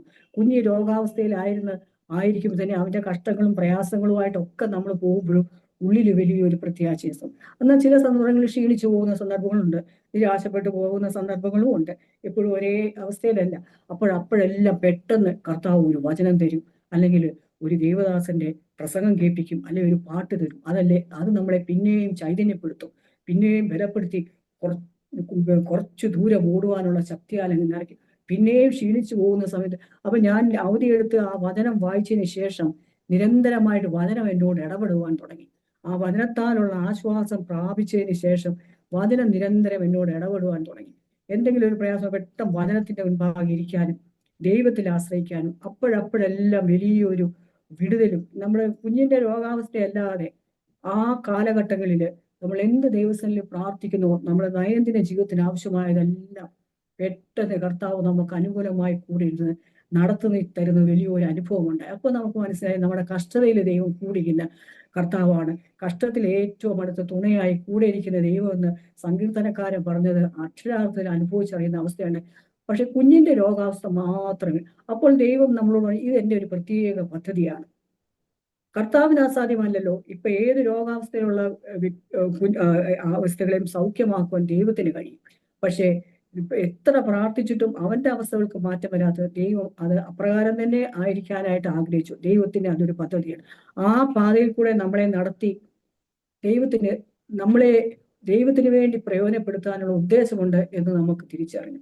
അപ്പോൾ അങ്ങനെ ഇരിക്കുന്നത് എൻ്റെ ഹസ്ബൻഡ് ആണെങ്കിൽ കർത്താവിന്റെ വേലയ്ക്ക് വളരെ താല്പര്യത്തോടെ രക്ഷിക്കപ്പെട്ട നാൾ തൊട്ട് കർത്താവിന്റെ വേല ചെയ്യുവാൻ, അപ്പോൾ ജോലി ലഭിച്ചു. ജോലിയുള്ള ബന്ധത്തിലും കിട്ടുന്ന സമയമെല്ലാം കർത്താവിന്റെ വേലയിൽ വ്യാപൃതനായി അങ്ങനെ ഇരിക്കുക. അപ്പോൾ ഉച്ചക്കത്തേല് 1 മണിക്കൂറിൽ 5ന്റെ ബ്രേക്ക് കിട്ടുന്ന സമയത്ത് ദൈവത്തിന്റെ പ്രത്യേക ആലോചന ഉണ്ടായിട്ട് ആ സമയത്ത് കൂടെ ജോലി ചെയ്യുന്നവരെയും, അന്ന് കോട്ടയത്ത് വർക്ക് ചെയ്യുമ്പോൾ പിന്നെ ബാങ്കിന്റെ സോണൽ ഓഫീസിൽ വർക്ക് ചെയ്യുമ്പോൾ ഉച്ചയ്ക്ക് 1 മണിക്കൂർ ലെഷർ ടൈം കിട്ടും. ബ്രാഞ്ചിലാണെങ്കിൽ 1/2 മണിക്കൂറേ കിട്ടത്തുള്ളൂ. അപ്പൊ അന്ന് ഞാൻ കളക്ടറേറ്റിന്റെ അടുത്താണ് ഞാനും ജോലി ചെയ്യുന്നത്. അപ്പോൾ ആ സമയത്ത് ദൈവത്തിന്റെ പ്രത്യേക ഒരു ആലോചന പ്രകാരം ഈ ജോലിക്കാരെ എല്ലാം വിളിച്ചു കൂട്ടി ഉച്ചക്കത്തെ ഈ 1 മണിക്കൂർ സമയം നമുക്ക് എവിടെയെങ്കിലും ഇരുന്ന് പ്രാർത്ഥിക്കണം. അങ്ങനെ ആ ഒരു ആലോചന കിട്ടിയതിനനുസരിച്ച് ഈ കളക്ടറേറ്റിന് തൊട്ടടുത്താണ് കോട്ടയത്തെ ബൈബിൾ സൊസൈറ്റിയുടെ ബിൽഡിംഗ്. അവിടെ ചെന്ന് അവിടെയുള്ള ബൈബിൾ സൊസൈറ്റി ഓക്സിലറി സെക്രട്ടറി അച്ഛനോട് പറഞ്ഞപ്പോൾ അച്ഛനും സന്തോഷം. അങ്ങനെ ഒരു ഗ്രൂപ്പ് ജോലിക്കാരെ പിന്നെ വിളിച്ച് ചേർത്ത് ഈ ബൈബിൾ സൊസൈറ്റിയുടെ കെട്ടിടത്തില് ഉച്ചയ്ക്ക് ആഴ്ചയിൽ ഒരു ദിവസം ഉച്ചയ്ക്ക് കൂടി വന്ന് ദൈവമക്കൾ എല്ലാവരും കൂടെ പ്രാർത്ഥിക്കുന്ന ഒരു അങ്ങനെയൊക്കെ ജോലിയുള്ള ബന്ധത്തിലായിരിക്കുമ്പോഴും കർത്താവിന്റെ ദാസൻ ലഭിക്കുന്ന സമയം. അപ്പൊ ആ സമയത്താണെങ്കിൽ ബാങ്കില് 1 മണിക്കൂർ സമയമുള്ള സമയത്ത് മറ്റ് സ്റ്റാഫൊക്കെ ക്യാരംസ് കളിക്കുക, അങ്ങനെയുള്ള കാര്യങ്ങളിലെല്ലാം ഇടപെടുന്ന സമയത്ത് കർത്താവിന്റെ ദാസൻ ആ സമയം കർത്താവിന്റെ വേലയ്ക്ക് വേണ്ടി പ്രയോജനപ്പെടുവാനായിട്ട് ഉപയോഗിക്കുകയായിരുന്നു. അങ്ങനെ വേല ചെയ്തുകൊണ്ടിരിക്കുന്ന ജോലിയോടുകൂടെ തന്നെ അങ്ങനെ പല വിധത്തില് കർത്താവ് അയക്കുന്നിടത്തൊക്കെയും പോവുകയും കർത്താവിന്റെ വേല ചെയ്യുകയും കർത്താവിന് വേണ്ടി. അപ്പൊ ഞാൻ എൻ്റെ വിവാഹത്തിന്റെ സമയത്ത് കർത്താവിനോട് ഇങ്ങനെ വിവാഹത്തിന്റെ ആലോചനയൊക്കെ നടക്കുന്ന സമയത്ത് കർത്താവിനോട് ഒരു വാക്ക് ഇങ്ങനെ പറയാം, കർത്താവെ എന്നെ വിവാഹം ചെയ്യാൻ പോകുന്ന വ്യക്തി കർത്താവിനെ ഏറ്റവും അധികം സ്നേഹിക്കുന്ന വ്യക്തി. ഇത് മാത്രമേ ഞാൻ ദൈവത്തോട് പറഞ്ഞു. കർത്താവിനെ ഏറ്റവും അധികം സ്നേഹിക്കുന്ന വ്യക്തിയായിരിക്കും. ആരെക്കാൾ അധികമായി, എന്തിനേക്കാൾ അധികമായും കർത്താവിനെ സ്നേഹിക്കുകയും കർത്താവിനെ ബഹുമാനിക്കുകയും ചെയ്യുന്ന ഒരു വ്യക്തി ആയിരിക്കണം എനിക്ക് ഭർത്താവായി ലഭിക്കുന്നതെന്ന് കർത്താവിന്റെ സന്നിധിയിൽ ഞാൻ പ്രാർത്ഥിച്ചത് ഞാൻ ഓർക്കുന്നു. അന്ന് ആ ചെറുപ്രായത്തില് ഞാൻ എൻ്റെ അതിശയത്തോളം എനിക്ക് കർത്താവ് തന്നതും അപ്രകാരമുള്ള വ്യക്തിയാണ്. എന്തൊരു സാഹചര്യം ഉണ്ടെങ്കിലും അതിന്റെ മധ്യത്തിൽ കർത്താവിനെ പ്രയോജനപ്പെടും, കർത്താവിനെ ഏറ്റവും സ്നേഹിക്കുകയും ബഹുമാനിക്കുകയും ചെയ്യുന്ന ഒരു മനസ്സുള്ള ഒരു വ്യക്തിത്വമായിരുന്നു ആണ് എൻ്റെ ഭർത്താവ്. അങ്ങനെ ആ ജോലിയുള്ള ബന്ധത്തിൽ, അങ്ങനെ വേലയുള്ള ബന്ധത്തിൽ, പിന്നെ എവിടെ കർത്താവ് അയക്കുന്നിടത്തൊക്കെയും കർത്താവിന്റെ നാമമായിട്ട് കടന്നു പോകാനും കഷ്ടപ്പെടുവാനും ഒന്നും അങ്ങനെ മുന്നോട്ട് പോയിക്കൊണ്ടിരിക്കുക. അപ്പോൾ ആ സമയത്ത് കുഞ്ഞിന്റെ ഈ ജനനത്തോടുള്ള ബന്ധത്തില് നമ്മളിൽ കർത്താവിന്റെ ആലോചന വ്യക്തമായിട്ട് നമ്മളോട് സംസാരിക്കാൻ തുടങ്ങി. ഞാൻ നിന്നെ, എൻ്റെ ഹസ്ബൻഡിനെ പൂർണ്ണ സമയം വേലയ്ക്കായിട്ട് ഞാൻ നിന്നെ കണ്ടിരിക്കുന്നു. ജോലി ഉപേക്ഷിച്ച് പൂർണ്ണ സമയം വേലയ്ക്ക് ആയിട്ട് ഇറങ്ങണം. ആ ഒരു വലിയ തിരിച്ചറിവ് കുഞ്ഞിന്റെ ജനനത്തോടൊപ്പം ഉണ്ടാകുവാനിടയായി തീർന്നു. അതിനുവേണ്ടി ഇങ്ങനെ കർത്താവിന്റെ സ്ഥലം പ്രാർത്ഥിച്ചുകൊണ്ടായിരുന്നു. കുഞ്ഞിന് 4 വയസ്സുള്ള സമയത്ത് 1998 കർത്താവിന്റെ ദാസൻ ബാങ്കിൽ തുടരുകയായിരുന്നെങ്കിൽ ഒരു AGM പൊസിഷനിലെങ്കിലും റിട്ടയർ ചെയ്യേണ്ട വ്യക്തി മുന്നോട്ട് 20 വർഷം സർവീസ് ബാക്കി നിൽക്കെ 15 വർഷം സർവീസ് മാത്രം കംപ്ലീറ്റ് ചെയ്ത് തന്റെ മകൻ ബാങ്കിലെ ജോലി റിസൈൻ ചെയ്ത് പിന്നെ കർത്താവിന്റെ വേലയിലേക്ക് ഇറങ്ങി തിരിച്ചു.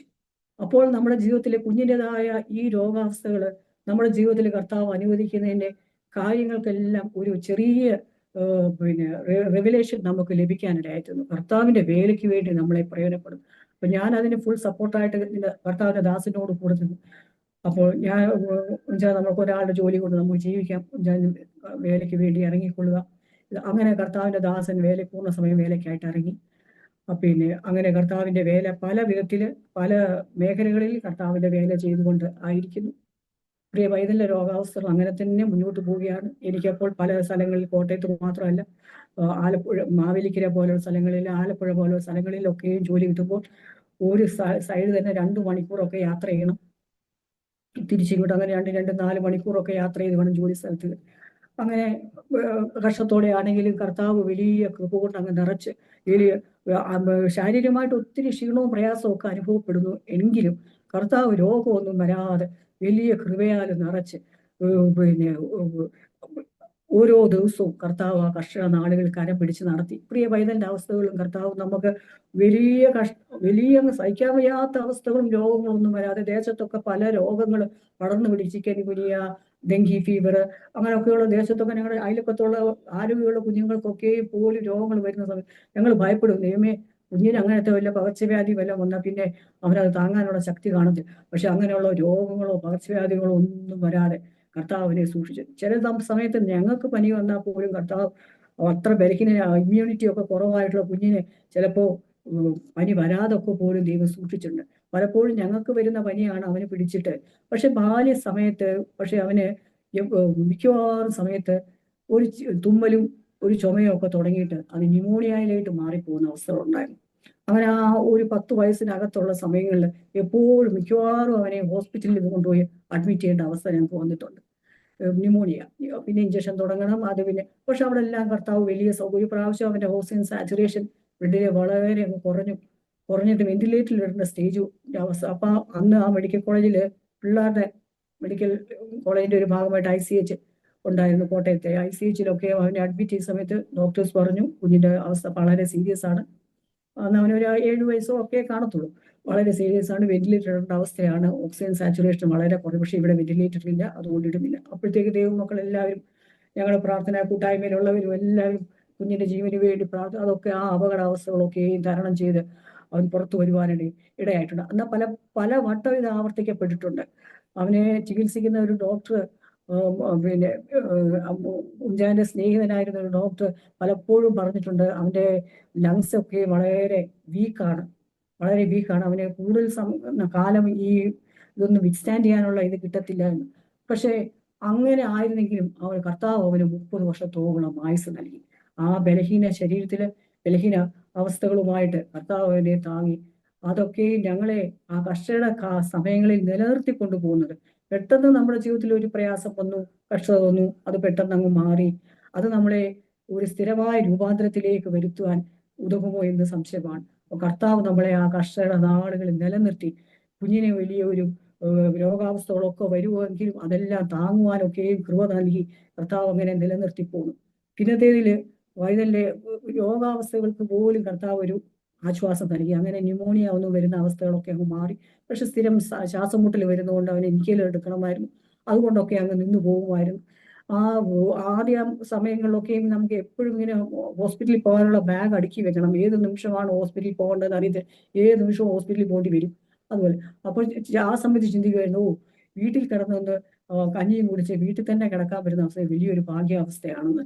അപ്പോൾ വീട്ടിലൊക്കെ നമുക്ക് കിടക്കും വലിയ സന്തോഷമാണ്. വലിയ രോഗാവസ്ഥയില്ലല്ലോ, കുഞ്ഞിനെ നമുക്ക് കൈകാര്യം ചെയ്യാവുന്ന അവസ്ഥകളേ ഉള്ളൂ.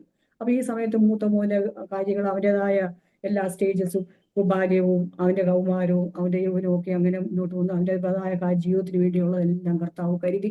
ഒരു കാര്യത്തിനും ഒരു കുഞ്ഞിന്റെ രോഗാവസ്ഥയുള്ള ബന്ധത്തിൽ ഒരു കാര്യത്തിനും കർത്താവ് ഇത് വന്നില്ല. പ്രിയ കർത്താവിന്റെ ദാസന് വേലയ്ക്ക് വേണ്ടി ഇറങ്ങി സാമ്പത്തികമായിട്ട് ഒരു ബുദ്ധിമുട്ടും. എന്നാൽ കർത്താവിന്റെ ദാസന്റെ ഒരു പ്രത്യേക തീരുമാനപ്രകാരമാണ് ഞാൻ ഏത് സ്ഥലത്തും ശുശ്രൂഷയ്ക്ക് വേണ്ടി പോയി എൻ്റെ പേഴ്സിൽ പൈസ ഉണ്ടെങ്കിൽ ഞാൻ പൈസ ഒരു സ്ഥലത്തുനിന്നും ഞാൻ ആഗ്രഹിക്കുകയില്ല എന്ന്. അത് ഇന്ന് വരെയും ഏലിയാവിനെ നടത്തിയതുപോലെ വലിയ അനുഗ്രഹമായി അത്ഭുതകരമായി കർത്താവ് നടത്തി. ഒരു കുറവും വന്നിട്ടില്ല. ആരുടെ മുമ്പിൽ കൈ നീട്ടുവാൻ കർത്താവ് അനുവദിച്ചില്ല. മറ്റുള്ളവർക്ക് കൊടുക്കുവാൻ തക്കണമുള്ള അനുഗ്രഹത്താൽ കർത്താവ് നിറച്ചു. അപ്പോൾ ദൈവം ഒരു വ്യക്തിയെ കർത്താവിന്റെ വേലയ്ക്ക് വേണ്ടി കാണുന്നെങ്കിൽ ഏത് വിധത്തിലും കർത്താവ് അപ്പോൾ ആ വ്യക്തിയെ കർത്താവിന്റെ വേലയ്ക്ക് വേണ്ടി വിളിച്ചിറക്കും എന്നുള്ള ഒരു വലിയ ബോധ്യം നമുക്കുണ്ടായി. അപ്പോൾ പിന്നെ പലപ്പോഴും ഈ വേലയ്ക്ക് ഇറങ്ങുന്നതിന് പൂർണ്ണസമയം വേലയ്ക്ക് ഇറങ്ങുന്നതിന് മുമ്പ് ഏതൊരു പ്രാർത്ഥനാ മീറ്റിങ്ങിൽ പോയിരുന്നിട്ടുണ്ടെങ്കിലും അവിടെ ഒരു പ്രവാചനം ഉണ്ടെങ്കിൽ ഹസ്ബൻഡിനോട് ഒരു പ്രവചനം ഉണ്ടായിരിക്കും, എപ്പോഴും ഉണ്ടായിരിക്കും. ഞാൻ ഇനി എൻ്റെ വേലയ്ക്ക് വേണ്ടി കണ്ടിരിക്കുന്നു, പൂർണ്ണസമയം വേലയ്ക്കായി കണ്ടിരിക്കുന്നു, ഞാൻ ഇത്രാമത്തെ പ്രാവശ്യമാണ് നിന്നോട് പറയുന്നതെന്നൊക്കെ ഉള്ള ദൂതുകൾ പല പ്രാവശ്യം കേട്ടിട്ടുണ്ട്. എന്ന് കർത്താവിന് വേണ്ടി ജോലി രാജിവെച്ച് വേലയ്ക്ക് വേണ്ടി ഇറങ്ങി അതിനുശേഷം അപ്രകാരമുള്ള ദൂത് ഉണ്ടായിട്ടേ ഇല്ല. അപ്പോൾ ദൈവത്തിന്റെ സന്നിധിയിൽ ഒരു വ്യക്തിയെ കുറിച്ച് ഉദ്ദേശിക്കുന്ന ഇത് നമ്മൾ അനുസരിച്ച് കഴിയുമ്പോൾ ദൈവം ആ വ്യക്തിയെ കരങ്ങളിൽ ഏറ്റെടുക്കും. അങ്ങനെ വ്യത്യസ്തമായ തലങ്ങളിൽ കർത്താവിന്റെ നാമത്തിന് വേണ്ടി പ്രയോജനപ്പെടുവാൻ കർത്താവിന്റെ ദാസനെ ഈ രോഗാവസ്ഥകളുടെയും ഈ കഷ്ടാനുഭവങ്ങളുടെ മധ്യത്തിലും കർത്താവ് സഹായിച്ചു. അത്ഭുതമായി ചില സമയത്തൊക്കെ അവന് ഒരു ഭയങ്കരമായ രോഗാവസ്ഥകൾ, എങ്ങനെ നമുക്ക് മുന്നോട്ട് പോകാൻ പറ്റുമെന്ന് അറിയത്തില്ല. അപ്പൊ ഞാൻ പൂർണ്ണമായിട്ട് അവന്റെ കാര്യങ്ങൾ അങ്ങ് ഏറ്റെടുത്തു. അവന്റെ കാര്യങ്ങൾ ഒരു കാര്യം പോലും കർത്താവിന്റെ ദാസനെ ഭാരപ്പെടുത്തത്തുമില്ല, അറിയിക്കത്തുമില്ല. എല്ലാം അവന്റെ കാര്യങ്ങൾ, അവനെ കുളിപ്പിക്കുന്നത്, അവൻ്റെതായ എല്ലാ കാര്യങ്ങളും. അപ്പൊ വളർന്നു വരുമ്പോഴത്തേക്ക് അവന്റെ വളർച്ച കൂടുമ്പോഴത്തേക്ക് ചില അവസ്ഥകളൊക്കെ എന്നെ ഭാരപ്പെടുത്തുമെങ്കിൽ അതെല്ലാം കർത്താവ് സകലവും അറിയുന്നല്ലോ. കർത്താവ് സകലവും അറിയുന്നില്ല. കർത്താവ് കൃപതരും അവൻ്റെതായ സകല കാര്യം മുടി വെട്ടുന്നത് തൊട്ട് അവനെ ഷേവ് ചെയ്യുന്നത് തൊട്ട് അവൻ്റെതായ എല്ലാ കാര്യങ്ങളും ചെയ്യുവാൻ ഉള്ള കൃപ കർത്താവ് എനിക്ക് തന്നു. അവനെ കുളിപ്പിക്കുക എന്നൊക്കെ പറയുന്നത് അന്ന് ഒരു നല്ല പ്രായമൊക്കെ ആയപ്പോഴത്തേക്ക് അവന് നല്ല വെയിറ്റ് ഒക്കെ ഉണ്ട്. പിന്നെ കുറച്ചൊക്കെ അവന് ഒക്കെ വേണം. അവസാനമായപ്പോഴത്തേക്ക് വെയിറ്റ് മാറി. എന്നാൽ ആ വെയിറ്റ് ഉള്ള സമയത്തും എനിക്ക് അവനെ എടുക്കാനൊക്കെയുള്ള കൃപ ദൈവം തന്നു. എടുത്തോണ്ട് പോയി മുറി കിടത്തി അവനെ കുളിപ്പിച്ച് തിരിച്ചവനെ കൊണ്ടുവന്ന് തോർത്തി ഒക്കെ അതൊരു വലിയ ടാസ്ക്കാണ്. അപ്പോൾ ഞാൻ അവനെ കുളിപ്പിക്കാൻ എല്ലാ ദിവസവും കുളിപ്പിക്കാൻ പറ്റത്തില്ല, എല്ലാ ദിവസവും തുടപ്പിക്കാനൊക്കെ പറ്റത്തുള്ളൂ. എപ്പോഴും ന്യൂമോണിയയുടെ അറ്റാക്ക് വരുന്നതുകൊണ്ട് അവനെ അങ്ങനെ നമുക്ക് വല്ലാതെ ഇതായിട്ട് കൈകാര്യം ചെയ്യാൻ പറ്റുകയില്ല. അവനെ പുറത്തെ എയർ പോലും പുറത്തോട്ടൊന്നും പോലും ഒന്നും നമ്മൾ പുറത്തോട്ടൊന്ന് ഇറങ്ങിയാൽ ചിലപ്പോൾ അന്ന് തുടങ്ങും തുമ്മൽ, പിന്നെ അതൊരു ചുമയായി, പിന്നെ അതൊരു ശ്വാസം മുട്ടലായി, പിന്നെ അത് ന്യൂമോണിയായി, അതിന്റെ പാരമ്യ അവസ്ഥയിൽ എത്തപ്പെടുന്ന അവസ്ഥയാണ്. അപ്പൊ നമുക്ക് അവനെ ഫ്രീ ആയിട്ടൊന്നും കൈകാര്യം ചെയ്യാൻ പറ്റില്ല. വളരെ ശ്രദ്ധയോടെ സൂക്ഷ്മത്തോടെ അവൻ കിടക്കുന്ന മുറിയുടെ ജനൽ പോലും നമുക്ക് അങ്ങനെയൊന്നും തുറന്നിടാൻ പറ്റത്തില്ല. ഞങ്ങൾ അവന്റെ കൂടെ കിടക്കുന്ന അനേക വർഷങ്ങൾ ഞങ്ങൾ ഫാൻ ഇടാതാണ് ഞങ്ങൾ കിടന്നുകൊണ്ടിരുന്നത്. ഫാൻ ഇട്ടാൽ പോലും കുഞ്ഞിനെ ആ കാറ്റ് സഹിക്കാൻ പറ്റത്തില്ല. അപ്പൊ ഞങ്ങളെ ദൈവം അതിനായിട്ട് അങ്ങ് ഒരുക്കി. ഫാൻ ഇടാതെയാണ് ഞങ്ങൾ അവന്റെ കൂടെ കിടന്നുകൊണ്ടിരുന്നത്. പിന്നെ അനേക വർഷം കഴിഞ്ഞപ്പോൾ പിന്നെ ചെറുതായിട്ടൊന്ന് ഫാൻ ഇട്ടാലും കുഴപ്പമില്ല എന്നുള്ളൊരു കണ്ടീഷനായി. അപ്പോൾ അവനെ എടുത്ത് കുളിപ്പിക്കാനും അവൻ്റെതായ കാര്യങ്ങൾ ചെയ്യുവാനും അവൻ്റെതായ തുണിയൊക്കെ നനയ്ക്കാൻ തന്നെ ദിവസവും ഒരു വാഷിംഗ് മെഷീൻ ടബ് 1ഉം 2ഉം ഒക്കെ കാണും. അതെല്ലാം ചെയ്യാനുള്ള വലിയ കൃപ കൊണ്ട് കർത്താവ് എന്നെ നിറച്ചു. അപ്പോൾ ആ കർത്താവിന്റെ കൃപയുടെ മഹത്വം എനിക്ക് മനസ്സിലാക്കുവാനായി. ഇതൊന്നും എൻ്റെ സ്വയശക്തി കൊണ്ടല്ല ഞാൻ ചെയ്യുന്നത്, കർത്താവിന്റെ കൃപയാലാണ് ചെയ്യുന്നത് എന്ന് എനിക്ക് തിരിച്ചറിവുണ്ടായി. അങ്ങനെ അവനെ ചിലപ്പോൾ കുളിപ്പിക്കണമെങ്കിൽ 2-3 ദിവസമൊക്കെ ഞാൻ പ്രാർത്ഥിക്കും, കർത്താവെ അവനെ കുളിപ്പിക്കാറായിട്ടുണ്ട്, എനിക്ക് അവനെ തന്നെ എടുക്കാനും ഒക്കെ പ്രയാസമാണ്, കർത്താവ് എന്നെ സഹായിക്കണം, എന്നെ സഹായിക്കും. അങ്ങനെ ആ കുളിപ്പിക്കുന്ന ദിവസം ആകുമ്പോഴത്തേക്ക് ഒരു പ്രത്യേക കൃപയാലും ശക്തിയാലും നിറച്ചിട്ട് ഞാൻ അവനെ എടുത്തോണ്ട് പോയി കുളിച്ച് തിരിച്ച് വന്ന് കിടത്തി അവന്റെ കാര്യങ്ങളെ കൈ ഉയർത്തി ഞാൻ കർത്താവ് എന്നെ സഹായിച്ചു. ചില സമയങ്ങളിൽ ഞാൻ പോയി ഇങ്ങനെ ഇന്ന് കുളിപ്പിക്കണമല്ലോ എന്ന് വെച്ചാൽ അവനിങ്ങനെ എടുക്കുമ്പോൾ എനിക്ക് ഭയങ്കര ആരം തോന്നി, അയ്യോ കർത്താവെ അവിടുന്ന് താങ്ങിയിട്ടില്ല, ഞാൻ ഇന്ന് കുളിപ്പിക്കുന്നില്ല, ഞാൻ അവനെ താഴെ തന്നെ കിടത്തും. കർത്താവെ അവിടുത്തെ കൈ താങ്ങിയാൽ മാത്രമേ എനിക്ക് കഴിയുള്ളൂ കർത്താവെ എന്ന് പറഞ്ഞ് ഞാൻ പ്രാർത്ഥിക്കുമ്പോൾ അടുത്ത ദിവസം ഞാൻ ഇങ്ങനെ വലിയ ഉത്സാഹം കൊണ്ട് നിറച്ച്, വലിയ കൃപ കൊണ്ട് നിറച്ച് ഞാൻ അവനെ പുഷ്പം പോലെ എടുത്തുകൊണ്ട് പോയി കുളിപ്പിച്ച് അവനെ കുളിപ്പിക്കുകയൊക്കെ ചെയ്യുമ്പോൾ ആദ്യം അവനെ തറയെ കിടത്തിയാണ് കുളിപ്പിക്കുന്നത്. അവനങ്ങനെ അടങ്ങിയൊന്നും കിടക്കുകയില്ല, അവനിങ്ങനെ തറയെ കിടന്ന് വട്ടത്തിൽ കറങ്ങുക. ആ വട്ടത്തിൽ കറങ്ങുന്ന കുഞ്ഞിനെ അപ്പൊ നമുക്ക് രോഗാവസ്ഥകൾ കാണും, നമുക്ക് ശ്വാസം മുട്ടൽ കാണും, മറ്റു ശാരീരികമായ അസ്വസ്ഥകൾ, ഇതെല്ലാം സഹിച്ചു പിടിച്ചുകൊണ്ട് അവനെ കുളിപ്പിക്കുമ്പോൾ ഒരു വലിയ കൃപയുടെ വലിയ ആധിക്യത്തിന് ആവശ്യമാണ്. അപ്പൊ കർത്താവിന്റെ കൃപയുടെ വലിയ ആധിക്യം. അപ്പം അവൻ്റെതായ ആ കാര്യങ്ങളെല്ലാം കഴിഞ്ഞിട്ട് ഞാൻ പെട്ടെന്ന് പോയി വചനം എടുത്ത് വായിച്ച് കുറെ നേരം ഇരിക്കും, പ്രാർത്ഥിക്കും. പിന്നെ വീട്ടിലെ കാര്യങ്ങളൊക്കെ അതിനുശേഷം അങ്ങനെ. ആ സമയത്ത് ജോലിയോടുള്ള പോകുന്ന സമയങ്ങളാണെങ്കിൽ പിന്നെ പിറ്റേ ദിവസം ചിലപ്പോൾ ജോലിക്ക് പോകണം. അങ്ങനെ ബസ്സേ കയറി ഇരിക്കുമ്പോഴായിരിക്കും ഞാൻ ഉറക്കം, ആ കിട്ടുന്ന 1 മണിക്കൂറൊക്കെ ആയിരിക്കും ചിലപ്പോൾ ഉറങ്ങുന്നത്. പക്ഷെ അതൊന്നും നമ്മുടെ ജനറൽ ഹെൽത്തിനെ ബാധിക്കാതെ കർത്താവ് സൂക്ഷിച്ചു. ഇത്രയൊക്കെ ഒരു സാധാരണ വ്യക്തിക്ക് വരുവാണെങ്കിൽ അതൊക്കെ ഒരു വലിയ രോഗാവസ്ഥയായി മാറിയേനെ. എന്നാൽ അതൊന്നും രോഗാവസ്ഥയായി മാറാതെ കർത്താവ് പ്രത്യേകമായി താങ്ങി. അപ്പൊ ഞാനിങ്ങനെ ബസ്സിൽ കൂടെ ഒക്കെ പോകുമ്പോൾ അല്ലെങ്കിൽ ഓഫീസിലോട്ടൊക്കെ നടന്നുമ്പോൾ കർത്താവ് ഉള്ളിൽ ഇങ്ങനെ പാട്ട് തരും, ആ പാട്ടൊക്കെ പാടി ആ പാട്ടങ്ങ് ബലപ്പെടുത്തും നമ്മളെ. ചിലപ്പോൾ ചില വചനങ്ങളൊക്കെ ഓർപ്പിക്കും. ഞാൻ ഓഫീസിൽ ചെന്നിരുന്നിട്ടും കുറച്ച് നേരമൊക്കെ ബൈബിള് വായിച്ച് ആ വചനം നമ്മളെ ബലപ്പെടുത്തും. അപ്പോൾ അങ്ങനെ മുന്നോട്ട്. പിന്നെ തിരിച്ച് രാത്രിയിൽ വരുമ്പോഴത്തേക്ക് എല്ലാ കാര്യങ്ങളും കഴിഞ്ഞ് ഉറങ്ങാവുന്നുള്ള ഒരു പ്രതീക്ഷയൊന്നുമല്ല വരുന്നത്, അടുത്ത ഇതിലേക്ക് കയറുകയാണ്. അപ്പൊ ഞാൻ ഓർക്കുന്ന ചെറിയ പ്രായത്തിലൊക്കെ ഞാൻ ജൂനിയർ ഓഫീസറായിട്ടൊക്കെ ജോലി ചെയ്യുന്ന സമയത്ത് ഓഫീസിലെ സകലം കഴിഞ്ഞ് തിരിച്ച് വീട്ടിലോട്ട് വരാൻ വേണ്ടി ബസ് കയറാൻ നടക്കുമ്പോൾ കർത്താവെ ഇന്നത്തെ പകല് ഈ ഓഫീസ് കാര്യങ്ങളൊക്കെ കർത്താവ് സഹായിച്ചു, ഇനി ഞാൻ വീട്ടിലേക്ക് ചെല്ലുകയാണ് കർത്താവെ, വീട്ടിലെ അവൻ്റെതായ കാര്യങ്ങളും എല്ലാം അതിനായി എന്നെ ശക്തീകരിക്കണേ എന്ന് പ്രാർത്ഥിച്ചുകൊണ്ടാണ് തിരിച്ചു വരുന്നത്. ഇവിടെ വരുമ്പോൾ കർത്താവ് പ്രത്യേകമായിട്ട് അങ്ങ് സഹായിക്കും, പ്രത്യേകമായിട്ട്. അപ്പൊ എനിക്കറിയാം ഞങ്ങൾ രാത്രി സമയങ്ങളൊക്കെ പുറത്ത് അവന്റെ മൂത്രത്തിന്റെ കളയാനോ ഒക്കെ ആയിട്ട് വാതിൽ തുറക്കുമ്പോൾ ചുറ്റുവട്ടത്തെ എല്ലാ വീടുകളും ലൈറ്റ് അടച്ച ഒരു ഉറങ്ങുക എന്ന് ആ ലൈറ്റുള്ള ഒരു വീട്. അപ്പൊ ഞങ്ങൾ അയലക്കത്തുള്ള ഒരു വീട് ഒരു സാറ് പറയുമായിരുന്നു, നിങ്ങളുടെ അവിടുത്തെ ലൈറ്റ് കാണുമ്പോഴാണ് ഞാൻ ധൈര്യത്തോടെ ഇവിടെ കിടന്ന് ഉറങ്ങുന്നത്. രാത്രി 2 മണിക്കൊക്കെ എഴുന്നേറ്റ് 3 മണിക്ക് എഴുന്നേറ്റ് നിങ്ങളുടെ അവിടെ ലൈറ്റ് കാണും. അപ്പൊ ഞാൻ ആ ഒരു ധൈര്യത്തിലാണ് ഞാൻ ഇവിടെ കിടന്നുറങ്ങുന്നതെന്ന് ഒരു സാറ്, ഞങ്ങളുടെ അയലക്കത്തുള്ള സാറ് പറയാനിടയായിരുന്നു. അപ്പൊ ആ നാളുകളിൽ നമുക്ക് രാത്രി ലൈറ്റൊന്നും കിടന്നില്ല, ഇത് കെടുത്താൻ പറ്റത്തില്ല, അവൻ്റെതായ കാര്യങ്ങളും ഒക്കെ ആയിട്ട് അങ്ങനെ പ്രാർത്ഥനയോട് അങ്ങ്. അപ്പം ഇങ്ങനെ നോക്കുമ്പോൾ ചുറ്റുവട്ടത്തുള്ള എല്ലാ വീടുകളും ലൈറ്റ് അണച്ചിരിക്കുന്നു. അയ്യോ കർത്താവേ, ഞങ്ങൾക്ക് ഉറങ്ങാൻ പറ്റുന്നില്ലല്ലോ. ആ സാരമില്ല, സാരമില്ല, കർത്താവ് നിത്യതയ്ക്ക് വേണ്ടി നമ്മൾ നമുക്കൊരു വിശ്രാമം ദൈവത്തിന്റെ സ്ഥലം വെച്ചിട്ടുണ്ട്. ഇതൊന്നും ഇപ്പത്തെ ഉറക്കമൊന്നും സാരമില്ല, സാരമില്ല. അങ്ങനെ നമ്മൾ തന്നെ നമ്മളെ കൺസോൾ ചെയ്ത് വലിയ ദൈവിക ശക്തിയായിട്ട് വലിയൊരു ആത്മസന്തോഷം കൊണ്ട് അങ്ങ് നടക്കുകയാണ്. അപ്പൊ എന്റെ അനുഭവത്തിൽ വെച്ച് പറയുകയാണെങ്കിൽ എനിക്ക് പലപ്പോഴും ആ ദൈവിക ആരാധന കൂട്ടങ്ങൾക്കോ ഒരു കൺവെൻഷനോ ഒരു ദൈവജനത്തിന്റെ കൂട്ടായ്മയിൽ ഒന്നും ചിലപ്പോൾ പോകാൻ സാധിക്കുകയില്ലായിരുന്നു. ആരാധനയ്ക്കേനും ചില അനേക മാസങ്ങൾ പോകാതിരുന്നിട്ടുണ്ട്. പക്ഷേ ആ ആരാധന സമയത്ത് കുഞ്ഞിന്റെ കാര്യം എല്ലാം കഴിച്ച് ഞാൻ ഇവിടെ ഇരുന്ന് ശക്തിയായിട്ട് ആരാധിക്കുകയും പ്രാർത്ഥിക്കുകയും ലഭിക്കുന്ന അത്രയും സമയം സന്തോഷത്തോടെ പാടി ആരാധനയ്ക്ക് പോയി മടങ്ങി വരുന്നവരെക്കാളും വലിയ പ്രത്യാശയാലും സന്തോഷത്താലും കർത്താവിനെ നിറച്ചു, വലിയ നിറച്ചു. അപ്പൊ എനിക്ക് മനസ്സിലായി, നമ്മളെ ദൈവം ഏത് സാഹചര്യത്തിലാക്കിയാലും നമ്മൾ മറ്റുള്ളവരുടെ ഇതുമായിട്ട് നമ്മുടെ ജീവിതം കമ്പയർ ചെയ്യേണ്ട കാര്യമില്ല. നമ്മളെ ദൈവം പ്രത്യേകമായിട്ട് ആ പാതയിൽ കൂടെ നടത്തുകയാണ്. ആ പ്രത്യേക വഴിയിൽ കൂടെ നമ്മൾ നടത്തുക. അതിനാവശ്യമായതെല്ലാം കർത്താവ് നമുക്ക് വേണ്ടി കരുതിക്കൊള്ളും. ഒരു വലിയ കൃപയാണ്. ചിലപ്പോൾ പിന്നെ വലിയ ആത്മീയ സന്തോഷത്തിലൊക്കെയും ആയിരിക്കുന്ന അനേകരെ അവരുടേതായ ഘട്ടങ്ങളിൽ ആശ്വസിപ്പിക്കാൻ എൻ്റെ വായെ കർത്താവ് എടുത്തിട്ടുണ്ട്. അതെനിക്ക് അത്ഭുതമായിട്ട് തോന്നിയിട്ട്, ഒരു ആത്മീയ കൂട്ടായ്മയോ ആരാധനയ്ക്കോ ഒന്നും കടന്നു പോകാൻ കഴിയാതെ ഞാൻ ചിലപ്പോൾ ചില കൺവെൻഷനൊക്കെ ആദ്യ സമയത്തൊക്കെ കൺവെൻഷനൊക്കെ നടന്നു ചുറ്റുവട്ടത്തുള്ള എല്ലാവരും അയ്യോ എനിക്ക് പോകാൻ പറ്റുന്നില്ലല്ലോ, കൺവെൻഷന് പോകാൻ പറ്റുന്നില്ല. പക്ഷെ പിന്നത്തെ കർത്താവ് അങ്ങനത്തെയുള്ള ആഗ്രഹങ്ങളെല്ലാം എടുത്തു മാറ്റി. അത് സാരമില്ല, കൺവെൻഷന് പോയാലും സാരമില്ല, ഭവനത്തിൽ ഇരുന്നു കൊണ്ട് വചനം വായിക്കുമ്പോൾ കർത്താവ് എനിക്ക് ആലോചന തരുന്നുണ്ടല്ലോ. അപ്പൊ ഞാൻ അങ്ങനെ അത് ആഗ്രഹിക്കേണ്ട.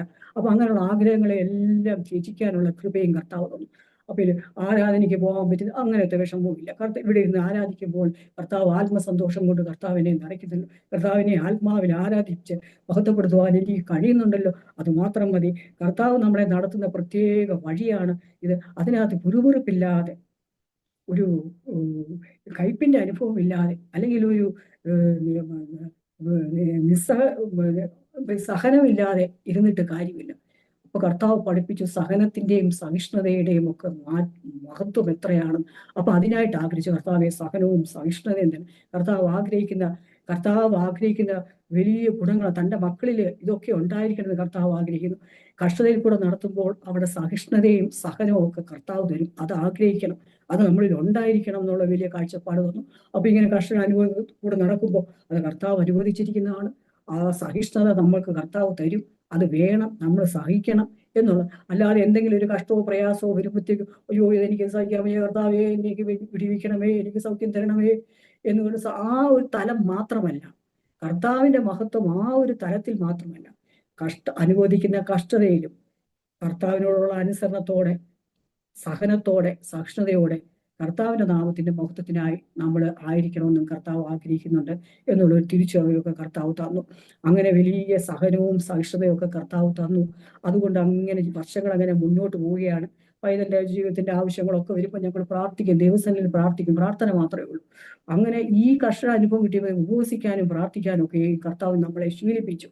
അനേക ദിവസങ്ങൾ ഉപവസിക്കാനും ജീവിതത്തിന് മുൻപാകെ വരുന്ന എല്ലാ ആവശ്യങ്ങൾക്കും പ്രാർത്ഥിക്കാൻ എല്ലാം ദൈവം പഠിപ്പിച്ചു. അതെല്ലാം വലിയ മഹത്തരമാക്കി തീർത്തു. അങ്ങനെ പ്രാർത്ഥനയിൽ മുന്നേറിയപ്പോഴത്തേക്ക് ഞങ്ങൾ കാണാത്ത അത്ഭുത വഴികളിൽ കൂടെ ദൈവം നടത്തി. തലമുറയ്ക്ക് വേണ്ടി അത്ഭുത കരുതലുകൾ കരുതി. അനേക ആപത്തുകൾ ഒഴിഞ്ഞുപോയി, അനർത്ഥങ്ങൾ ഒഴിഞ്ഞുപോയി. കർത്താവ് ഈ നടത്തുന്ന വഴിയിൽ കർത്താവിന്റെ ഹിതം പോലെ ഞങ്ങളായിപ്പാൻ ഞങ്ങളുടെ ഉദ്ദേശം ഇത് മാത്രമേ ഉള്ളൂ. കർത്താവിന്റെ നാമം മഹത്വപ്പെടണം, അവന്റെ നാമം അതിൻ്റെതായ മഹത്വത്തോടെ വെളിപ്പെടണം. അതിന് ഞങ്ങളെ എന്ത് സാഹചര്യങ്ങളായിരുന്നാലും അത് കർത്താവ് ആഗ്രഹിക്കുന്ന കർത്താവിന്റെ ഉദ്ദേശപ്രകാരം തന്നെ ഞങ്ങൾ ആയിത്തീരണം എന്നുള്ള ആ വലിയ താല്പര്യത്തോടെ ഏൽപ്പിച്ചു കൊടുത്തായിരുന്നപ്പോൾ വ്യത്യസ്തമായ തലങ്ങളിൽ ചിലപ്പോൾ പുറത്തുള്ളവർക്ക് നോക്കുമ്പോൾ അയ്യോ ഈ സാഹചര്യങ്ങളൊക്കെ ഇങ്ങനെയാണെങ്കിലും ഇവരിലെന്താ വലിയൊരു സന്തോഷം. ചിലപ്പോൾ എൻ്റെ ഹസ്ബൻഡിനോട് ചിലർ പറഞ്ഞു, സാറിന്റെ ചിരി കണ്ടിട്ട് സാറിന് ഇങ്ങനെ ഒരു മോൻ വീട്ടിലുണ്ടെന്ന് ഞങ്ങൾ അറിഞ്ഞിട്ടില്ലായിരുന്നു.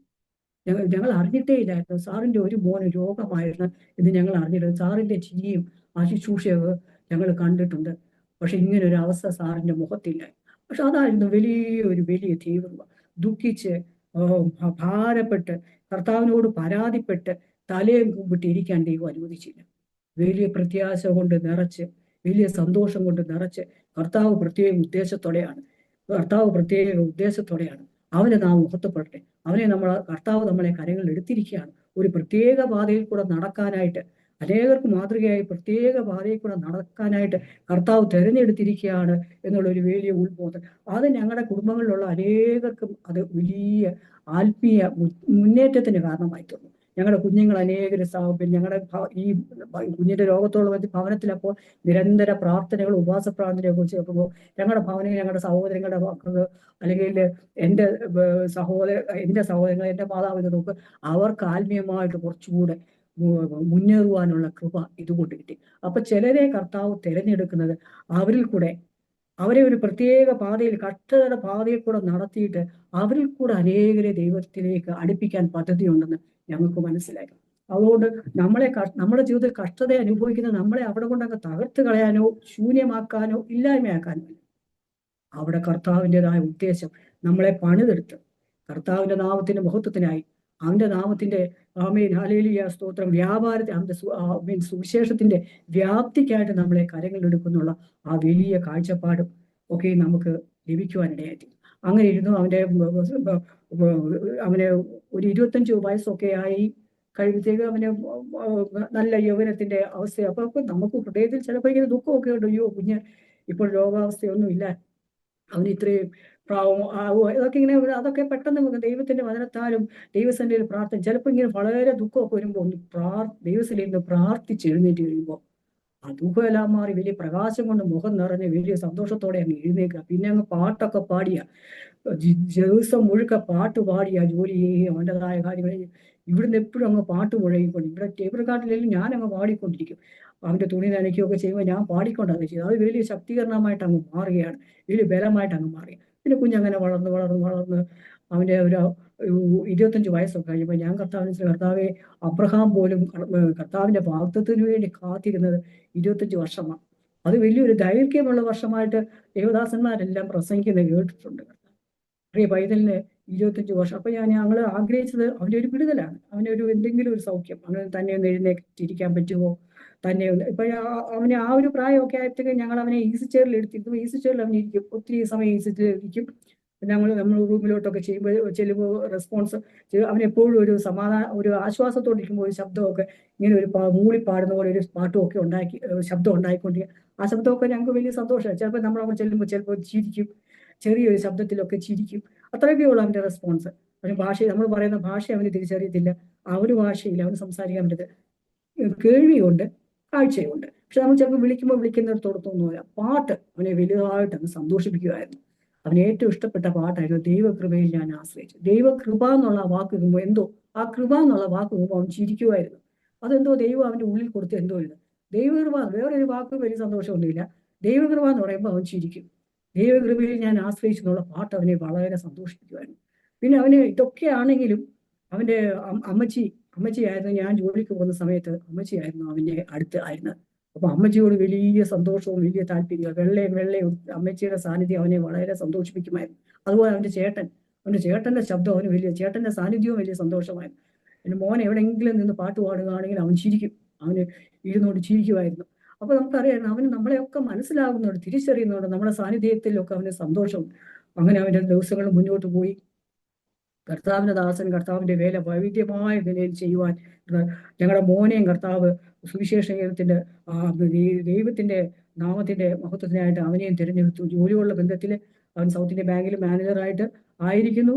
എന്നാൽ ജോലിയുള്ള ബന്ധത്തിൽ ആയിരിക്കുവാൻ ലഭിക്കുന്ന സമയമൊക്കെ കർത്താവിന്റെ വേലയ്ക്കും കർത്താവിന്റെ നാമം അതിനൊക്കെ വലിയ ഇത് അവന്റെ ഉള്ളത്തിലും ഇത് മുഖാന്തരമാണ് ലഭിച്ചതെന്നാണ് ഞാൻ പൂർണ്ണമായി വിശ്വസിക്കുന്നത്. ഈ കുഞ്ഞിന്റെ രോഗാവസ്ഥയില്ലായിരുന്നു ഞങ്ങളുടെ ജീവിതത്തിൽ ഒരു കഷ്ടാവസ്ഥയില്ല. ഞങ്ങളിപ്പോ അല്ലെങ്കിൽ ഒരു പ്രയാസമില്ല. ആ കർത്താവ് ഞങ്ങളെ അനുഗ്രഹിച്ചു, ഞങ്ങൾക്കെല്ലാം ദൈവം തന്നതാണ്, എല്ലാം ദൈവം അനുഗ്രഹിച്ചു എന്ന് പറഞ്ഞ ഒരു സോക്കോൾഡ് വലിയ ഒരു ഭക്തിയുടെ അവസ്ഥയിലേക്ക് ഞങ്ങൾ നീ. പക്ഷേ ഈ കർഷക അനുഭവം നടത്തിയപ്പോൾ അത് ഞങ്ങളെ വ്യത്യസ്തമായ തലങ്ങളിൽ, വ്യത്യസ്തമായ രീതിയിൽ ആത്മീയത്തിന്റെ ഒരു വലിയ പിന്നെ ദൈവം ആഗ്രഹിക്കുന്ന അവസ്ഥയിലേക്ക് താഴ്ത്തിക്കൊണ്ടുവരുവാൻ കർത്താവ് കൃപ ചെയ്തു. ഞങ്ങളെ തന്നെ കർത്താവിന്റെ സന്നിധി ഒന്നുമില്ലെന്ന് പറഞ്ഞ് ഏൽപ്പിച്ചു കൊടുത്തു. ഞങ്ങൾക്ക് പുകഴുവാനൊന്നുമില്ല, ഞങ്ങൾക്ക് ഞങ്ങൾക്ക് ഉയർത്തി കാണിക്കാനൊന്നുമില്ല. പിന്നെ അങ്ങനെ കർത്താവിന്റെ സ്ഥലം താഴ്ത്തിയപ്പോഴത്തേക്ക് കർത്താവിന്റെ ഹിതത്തിനനുസരിച്ച് ഞങ്ങളെ അവന്റെ വഴികളിൽ കൂടെ പതുക്കെ നടത്തി തുടങ്ങി. അങ്ങനെ മോന്റെ വിവാഹത്തിന്റെ സമയം വന്നപ്പോഴത്തേക്ക് ഞങ്ങൾ പ്രാർത്ഥിച്ചു, കർത്താവെ പ്രിയ പൈതലിന് വേണ്ടി തക്ക ഒരു തുണയെ ഒരുക്കണമേ, തക്ക തുണയെ ഒരുക്കണമേ. ഞങ്ങൾ ഒരു വഴിയും കാണുന്നില്ല, കർത്താവ് തക്ക തുണയെ ഒരുക്കണമേ. എന്നാൽ മോടെ സാക്ഷ്യം കേട്ടപ്പോഴാണ് പ്രിയ പൈതല് MBBS പഠിക്കുവാൻ വേണ്ടി ബാംഗ്ലൂര് സീറ്റ് റിസർവ് ചെയ്ത് പിന്നെ ഫീസ് അടയ്ക്കാനായിട്ട് ഇരിക്കുന്ന ദിവസം ദൈവത്തിന്റെ ആത്മാവ് പ്രിയ മാതാവിനോടും പിതാവിനോടും, നിന്റെ തലമുറ ഇപ്പോൾ പോകാൻ ആഗ്രഹിക്കുന്ന വഴിയല്ല ഞാൻ അവൾക്ക് വേണ്ടി വെച്ചിരിക്കുന്ന വഴി. അപ്പൊ മനസ്സിലായി MBBS ചേരുവാൻ ദൈവത്തിന് ആഗ്രഹമില്ലെന്ന് മനസ്സിലാക്കി. പിന്നെ ഇനി ഏതാണെന്ന് പറഞ്ഞപ്പോ ആരോ പറഞ്ഞു ഇങ്ങനെ സ്പീച്ച് തെറാപ്പി എന്നൊരു കോഴ്സ് ഉണ്ട് പഠിക്കാൻ. അങ്ങനെ അതിനെക്കുറിച്ച് അന്വേഷിച്ചു. മോളെ മാവിയും കൂടെ ബാംഗ്ലൂരിലുള്ള സ്പീച്ച് തെറാപ്പിയുടെ കോളേജിൽ ചെന്ന് നോക്കുമ്പോൾ മോൾക്ക് അവിടുത്തെ എല്ലാം അങ്ങനെ ആ സ്പീച്ച് തെറാപ്പി എന്താന്ന് പോലും മോൾക്ക് മനസ്സിലാകുന്നത് കേട്ടിട്ട് പോലും ഇല്ല. അപ്പോൾ കോളേജും അതിൻ്റെതായ കാര്യങ്ങളും എല്ലാം മനസ്സിലാക്കി മോൾക്ക് അത് ഇഷ്ടപ്പെട്ടു. മോൾ അവിടെ സ്പീച്ച് തെറാപ്പിയുടെ ഡിഗ്രി കോഴ്സിന് അവിടെ ചേർന്നു. അവിടുത്തെ ഗോൾഡ് മെഡലിസ്റ്റ് ആയിട്ടാണ് മോള് ഡിഗ്രി കഴിഞ്ഞ് ഇറങ്ങിയത്. അപ്പോൾ സ്പീച്ച് തെറാപ്പി എന്ന് പറയുമ്പോഴത്തേക്ക് ഇങ്ങനത്തെ ഇതുപോലെ ബലഹീനപ്പെട്ട കുഞ്ഞുങ്ങൾ, മെന്റൽ റിട്ടാർഡേഷൻ, ഡൗൺ സിൻഡ്രോം, അല്ലെങ്കിൽ അതുപോലെ ഓട്ടിസം ബാധിച്ച കുഞ്ഞുങ്ങൾ, പിന്നെ ബലഹീനപ്പെട്ട കുഞ്ഞുങ്ങളെയാണ് ഈ സ്പീച്ച് തെറാപ്പി പഠിക്കാൻ പോകുന്ന കുഞ്ഞുങ്ങൾ കൈകാര്യം ചെയ്യുന്നത്. അപ്പോൾ കുഞ്ഞിന് ദൈവം ഒരു ട്രെയിനിങ് ആ വിധത്തിൽ കൊടുക്കുക, അവളെ ആ ഒരു ലോകത്തിലേക്ക് ദൈവം ഒന്ന് പരിചയപ്പെടുത്തുകയായിരുന്നു. അതുകൊണ്ട് അല്ലെങ്കിൽ മോള് MBBS എടുത്ത് അവളൊരു ഡോക്ടറായിട്ട് എവിടെയെങ്കിലും സർവീസ്, അപ്പോൾ ഇത്രത്തോളം ഉള്ള ഒരു ഇതിലേക്ക് വരികയില്ല. ദൈവത്തിന്റെ ഉദ്ദേശം അതായിരുന്നു കാണും. അങ്ങനെ കുഞ്ഞിന്റെ വിവാഹം, മോനുമായിട്ടുള്ള വിവാഹം നടക്കുന്നു. പക്ഷെ ദൈവം വിശ്വസ്തരാണ്. അവള് ഡോക്ടറാകാൻ പോയെങ്കിൽ അതിനുള്ള കാലിബർ അവൾക്കുണ്ട്. അവളെല്ലാവിധത്തിലും പിന്നെ ഒരു ഡോക്ടറായി ഇരിക്കാനുള്ള എല്ലാ ഇതും അവൾക്കുള്ളതാണ്. ദൈവം അവിടെ ദൈവത്തിന്റെ നീതിയെ വെളിപ്പെടുത്തി. അവളെ വിവാഹത്തിന് ശേഷം അവള് സൈക്കോളജി MA എടുത്തിട്ടുണ്ടായിരുന്നു. വിവാഹത്തിന് ശേഷം MPhil സൈക്കോതെറാപ്പിയിൽ MPhil എടുത്ത് അതിനുശേഷം PhDയിൽ സൈക്കോളജിയിൽ PhD എടുക്കാനും കൃപ കൊടുത്തു. അങ്ങനെ ഇപ്പോൾ അവൾ ഡോക്ടർ നിസി സക്രിയായിട്ട് തന്നെ ദൈവം അവളെ, ഒരിക്കൽ ഡോക്ടറാകാൻ പോയെങ്കിൽ ദൈവം തടഞ്ഞെങ്കിൽ ഇപ്പോൾ ദൈവം അവളെ ആ ദൈവത്തിന്റെ വഴിയിലേക്ക് തന്നെ തിരിച്ചു കൊണ്ടൊരു ഡോക്ടറാക്കി. ഇന്ന് കർത്താവിന്റെ നാമത്തിന് വേണ്ടി പ്രിയ കുഞ്ഞും അനേക ഇടങ്ങളിൽ പ്രയോജനപ്പെട്ടുകൊണ്ടിരിക്കുന്ന കുഞ്ഞാണ്. അവള് കുഞ്ഞുങ്ങളുടെ ഇടയ്ക്കും യൗവനക്കാരുടെ ഇടയ്ക്കും യൂത്ത് ക്യാമ്പുകളിലൊക്കെയും കർത്താവിന്റെ നാമത്തെ ഉയർത്തുവാൻ കർത്താവ് അവളെ കരഞ്ഞെടുത്തു. അങ്ങനെ ദൈവത്തിന് വേണ്ടി ഒരുക്കപ്പെട്ട, കർത്താവിന്റെ നാമത്തിന് വേണ്ടി ഒരുക്കപ്പെട്ട ഒരു കുഞ്ഞിനെ ഞങ്ങളുടെ ഭവനത്തിലേക്ക് കർത്താവ് കൊണ്ടുവന്നു. കർത്താവിന് ഗതാനമായ ഒരു കൊച്ചു കുഞ്ഞിനെ മോളെ തന്നിട്ടുണ്ട്. ഷാലോം, അവളുടെ പേര് ഷാലോം. പിന്നെ കർത്താവിന് ഇത് മാത്രമേ ഞങ്ങൾക്ക് ഉദ്ദേശിച്ചു ആഗ്രഹമുള്ളൂ. കർത്താവ് തരുന്ന ഞങ്ങൾക്ക് ആയുസ് കർത്താവിന്റെ നാമത്തിന്റെ മഹത്വത്തിന് വേണ്ടി പറയണം. അപ്പൊ അങ്ങനെ ഇരിക്കുമ്പോൾ കുഞ്ഞിന്റെ പ്രായം കൂടിക്കൊണ്ടിരിക്കുന്ന ഒരു വർഷം മുമ്പ് അവന് ഭയങ്കരമായ ഒരു രോഗാവസ്ഥ വന്നു. കൊച്ചു കുഞ്ഞ് ശാമുവേൽകുട്ടന് രോഗാവസ്ഥ, ഞങ്ങൾ അവനെ ശമുലൂട്ടൻ എന്നാണ് വിളിക്കുന്നത്. രോഗാവസ്ഥ വന്നു. ഒരു വയറിളക്കം വന്നിട്ട് അത് വളരെ അങ്ങ് നീണ്ടുക. പല പ്രാവശ്യം ആന്റിബയോട്ടിക് കൊടുത്തിട്ടും കുഞ്ഞിന് വയറിളക്കം മാറത്തില്ല. ഭയങ്കര ഒരു അപ്പൊ അവന് വളരെ അങ്ങ് ക്ഷീണിക്കുകയും ചെയ്യുന്നു. പെട്ടെന്ന് അവനെ ഹോസ്പിറ്റലിൽ അഡ്മിറ്റ് ചെയ്ത് ഡോക്ടർ അവനെ പരിശോധിച്ചപ്പോൾ അവന്റെ പൊട്ടാസ്യം കുറഞ്ഞിരിക്കുന്നു, അവന്റെ പ്രഷർ ഡൗൺ ആയിരിക്കുന്നു, ബ്ലഡിൽ ഇൻഫെക്ഷൻ, സെപ്റ്റിസീമിയയുടെ അവസ്ഥ, പിന്നെ അങ്ങനെ വയറിളക്കം, അതങ്ങനെ യൂറിനറി ഇൻഫെക്ഷൻ, അങ്ങനെ വളരെ ക്രിട്ടിക്കലായിരിക്കുന്ന ഒരു സ്റ്റേജിൽ കൃത്യം ഒരു വർഷം കഴിഞ്ഞ മെയ് മാസത്തിൽ അവന് ആയിത്തീർന്നു. അപ്പോൾ അവന്റെ ജീവൻ തിരിച്ചു കിട്ടുമോ എന്ന് പോലും അറിയാമായിരുന്നു. ഡോക്ടർ പോലും ഭാരപ്പെട്ടു. ഞങ്ങളെല്ലാവരും കർത്താവിനെ സമീപിച്ച് പ്രാർത്ഥിച്ചുകൊണ്ടായിരുന്നു. കർത്താവ് ഒരു പെട്ടെന്നുള്ളൊരവസ്ഥയായിരുന്നു. അത്ഭുതകരമായിട്ട് അത് ഇവനെ ഹോസ്പിറ്റലിൽ അഡ്മിറ്റ് ചെയ്ത് കഴിഞ്ഞാൽ വരുന്ന ഒരു വലിയ പ്രയാസം, അവന് വെയിൻ കിട്ടത്തില്ല. വെയിന് ഒരു ക്യാനില ഇടാനോ ഒരു ബ്ലഡ് പരിശോധിക്കാനോ ഒക്കെ വെയിൻ കിട്ടാൻ വലിയ പ്രയാസമാണ്. അപ്പൊ ഞങ്ങൾ ഇവനെ അവനെ വീട്ടിലോട്ടാണ്. ഡോക്ടർ വളരെ അവനെ ശുശ്രൂഷിച്ച ഡോക്ടർ കുഞ്ചാന സ്നേഹിതങ്ങൾ, അവർ ഡിഗ്രിക്ക് ഒരുമിച്ച് പഠിച്ചവർ, പിന്നെ പീഡിയാട്രീഷ്യൻ, അവനെ 30 വയസ്സ് വരെ പീഡിയാട്രീഷ്യൻ തന്നെയാണ് ജീവിച്ചത്. ഡോക്ടറെ വീട്ടിൽ കൊണ്ട് കാണിക്കുമ്പോൾ ഡോക്ടർ അവന് വേണ്ടി എല്ലാ പരിശോധനയും നടത്തിയിട്ട് മരുന്ന് പറഞ്ഞു തരും. ഞങ്ങളത് അത്യാവശ്യം ഉണ്ടെങ്കിൽ മാത്രമേ ഹോസ്പിറ്റലിലോട്ട് അഡ്മിറ്റ് ചെയ്താൽ ക്യാനില വച്ച് പോലും ഞങ്ങളെ വീട്ടിലോട്ട് വിട്ടിട്ടുണ്ട്. രാവിലെ വൈകുന്നേരം പോയി ഇഞ്ചക്ഷൻ എടുക്കുക. അവനെ വീട്ടിൽ ഹോസ്പിറ്റലിൽ പരിപാലിക്കുന്ന പ്രയാസമാണല്ലോ എന്ന് ഡോക്ടർക്ക് അറിയാം. അവന്റെ ഫുഡിന്റെ കാര്യം പറഞ്ഞില്ല. അവന്റെ ഫുഡ് പിന്നെ കൊച്ചു കുഞ്ഞുങ്ങൾ കൊടുക്കുന്ന പോലെ കുറുക്ക് പരുവത്തിലുള്ള ഫുഡ്, ഇപ്പൊ ചോറാണെങ്കിലും എന്താണെങ്കിലും മിക്സിയിൽ അരച്ച് കുറുക്ക് പരുവത്തിലാക്കി കോരി കോരി കൊടുക്കണം. അതിന് 1 മണിക്കൂർ സമയം, ഒരു നേരത്തെ അവന്റെ ഫീഡിങ്ങിന് ചിലപ്പോൾ 3/4 മണിക്കൂറൊക്കെ സമയം എടുക്കും. അപ്പൊ ഇതൊക്കെ ഇറക്കത്തുള്ളൂ. ഓരോ പ്രാവശ്യം ഒക്കെ ഞാനാ ചെയ്തുകൊണ്ടിരുന്നത്. ഓരോ പ്രാവശ്യവും വായിൽ ഒഴിച്ചു കൊടുത്ത് അവനത് ഇറക്കുന്നവരെ കാത്തിരുന്ന് പിന്നെയും ഒഴിച്ച് 1/4 മണിക്കൂറൊക്കെ എടുക്കും അവന്റെ ഒരു നേരത്തെ ആഹാരം കഴിയാൻ. അപ്പൊ അങ്ങനെയൊക്കെ പ്രയാസമുള്ള ഡോക്ടർ കഴിയുന്നതും അവനെ അഡ്മിറ്റ് ചെയ്യാൻ നമ്മളെ വീട്ടിൽ കൊണ്ടുപോകാനൊക്കെ സമ്മതിക്കുമായിരുന്നു. ഈ പ്രാവശ്യം അവനെ അഡ്മിറ്റ് ചെയ്തു. അത്ഭുതകരമായിട്ട് ഒരു വെയിൻ കിട്ടി, കാനുല ഇട്ടു. ബ്ലഡ് പരിശോധിച്ചപ്പോഴാ ഈ അവസ്ഥകളൊക്കെ കാണുക. പെട്ടെന്ന് അതിനുള്ള മെഡിക്കേഷൻ ആരംഭിച്ചു. പൊട്ടാസ്യം 2 3 കുപ്പി കയറി. സെപ്റ്റിസിമയ്ക്കുള്ള ആന്റിബയോട്ടിക് കയറുന്നല്ല, ഒരു 48 മണിക്കൂർ കുഞ്ഞ് കോമ അവസ്ഥയിൽ കിടന്നു. അത്ഭുതകരമായിട്ട് അവൻ ജീവിതത്തിലേക്ക് മടങ്ങി. അപ്പോഴത്തേക്ക് ശരീരമൊക്കെ ഭയങ്കര ക്ഷീണിച്ചു. അപ്പൊ അതിന്റെ ഒരു അത്ഭുതം എന്ന് പറയട്ടെ, ഈ മെയ് മാസത്തിൽ കുഞ്ഞിന് രോഗം വരുന്നെങ്കിൽ 2024 ജാനുവരിയിൽ കർത്താവ് എനിക്കൊരു പാട്ട് തന്നു. ഞാൻ ഇതുവരെ എനിക്ക് സ്വന്തമായിട്ട് എൻ്റെ വായിൽ പാട്ട് ലഭിച്ചിട്ടേ ഇല്ല. ദൈവഭക്തന്മാർ എഴുതിയ പാട്ട് വളരെ കഷ്ടത്തോടെ പഠിച്ചൊക്കെ പാടും എന്നുള്ളതല്ലാതെ എനിക്ക് സ്വന്തമായിട്ട് എൻ്റെ വായിൽ ഇതുവരെയും ഒരു പാട്ട് ഞാൻ പാടിയിട്ടില്ല. 2024 ജാനുവരിയുടെ ആദ്യ ദിവസത്തിൽ തന്നെ ഞാൻ കുഞ്ഞ് കരഞ്ഞ സമയത്ത് അവനെ ആശ്വസിപ്പിക്കാൻ വേണ്ടി വാ തുറന്ന് അങ്ങ് പാടുക. പാടിക്കഴിഞ്ഞപ്പോഴേ അയ്യോ ഇതൊരു പുതിയ പാട്ടാണല്ലോ, ഇത് ഞാൻ പഠിച്ച പാട്ടുകളൊന്നുമല്ല ഇതുവരെയും പാടിയിട്ട്, ഇതൊരു പുതിയ പാട്ടാണല്ലോ. ഇത് ഞാൻ അടുക്കളയിലെ കാര്യങ്ങളെല്ലാം നിർത്തി കുഞ്ഞിന്റെ മുറിയുടെ അടുത്ത് വന്ന് ഞാൻ എനിക്ക് വായി വന്ന് അത് പാടി പാമ്പം കരച്ച് നിർത്തി. അപ്പൊ ഞാൻ ഇതൊരു പുതിയ പാട്ട് ഞാൻ പിന്നെയും ഇങ്ങനെ ശ്രദ്ധിച്ചപ്പോഴത്തേക്ക് അതിന്റെ അടുത്ത സ്റ്റാൻസാകൾ എൻ്റെ വായി ദൈവം ഒന്ന് തരിക. ഞാൻ പെട്ടെന്ന് ഫോൺ എടുത്ത് ആ ഫോണിൽ ആ പാട്ട് പിടിച്ചു.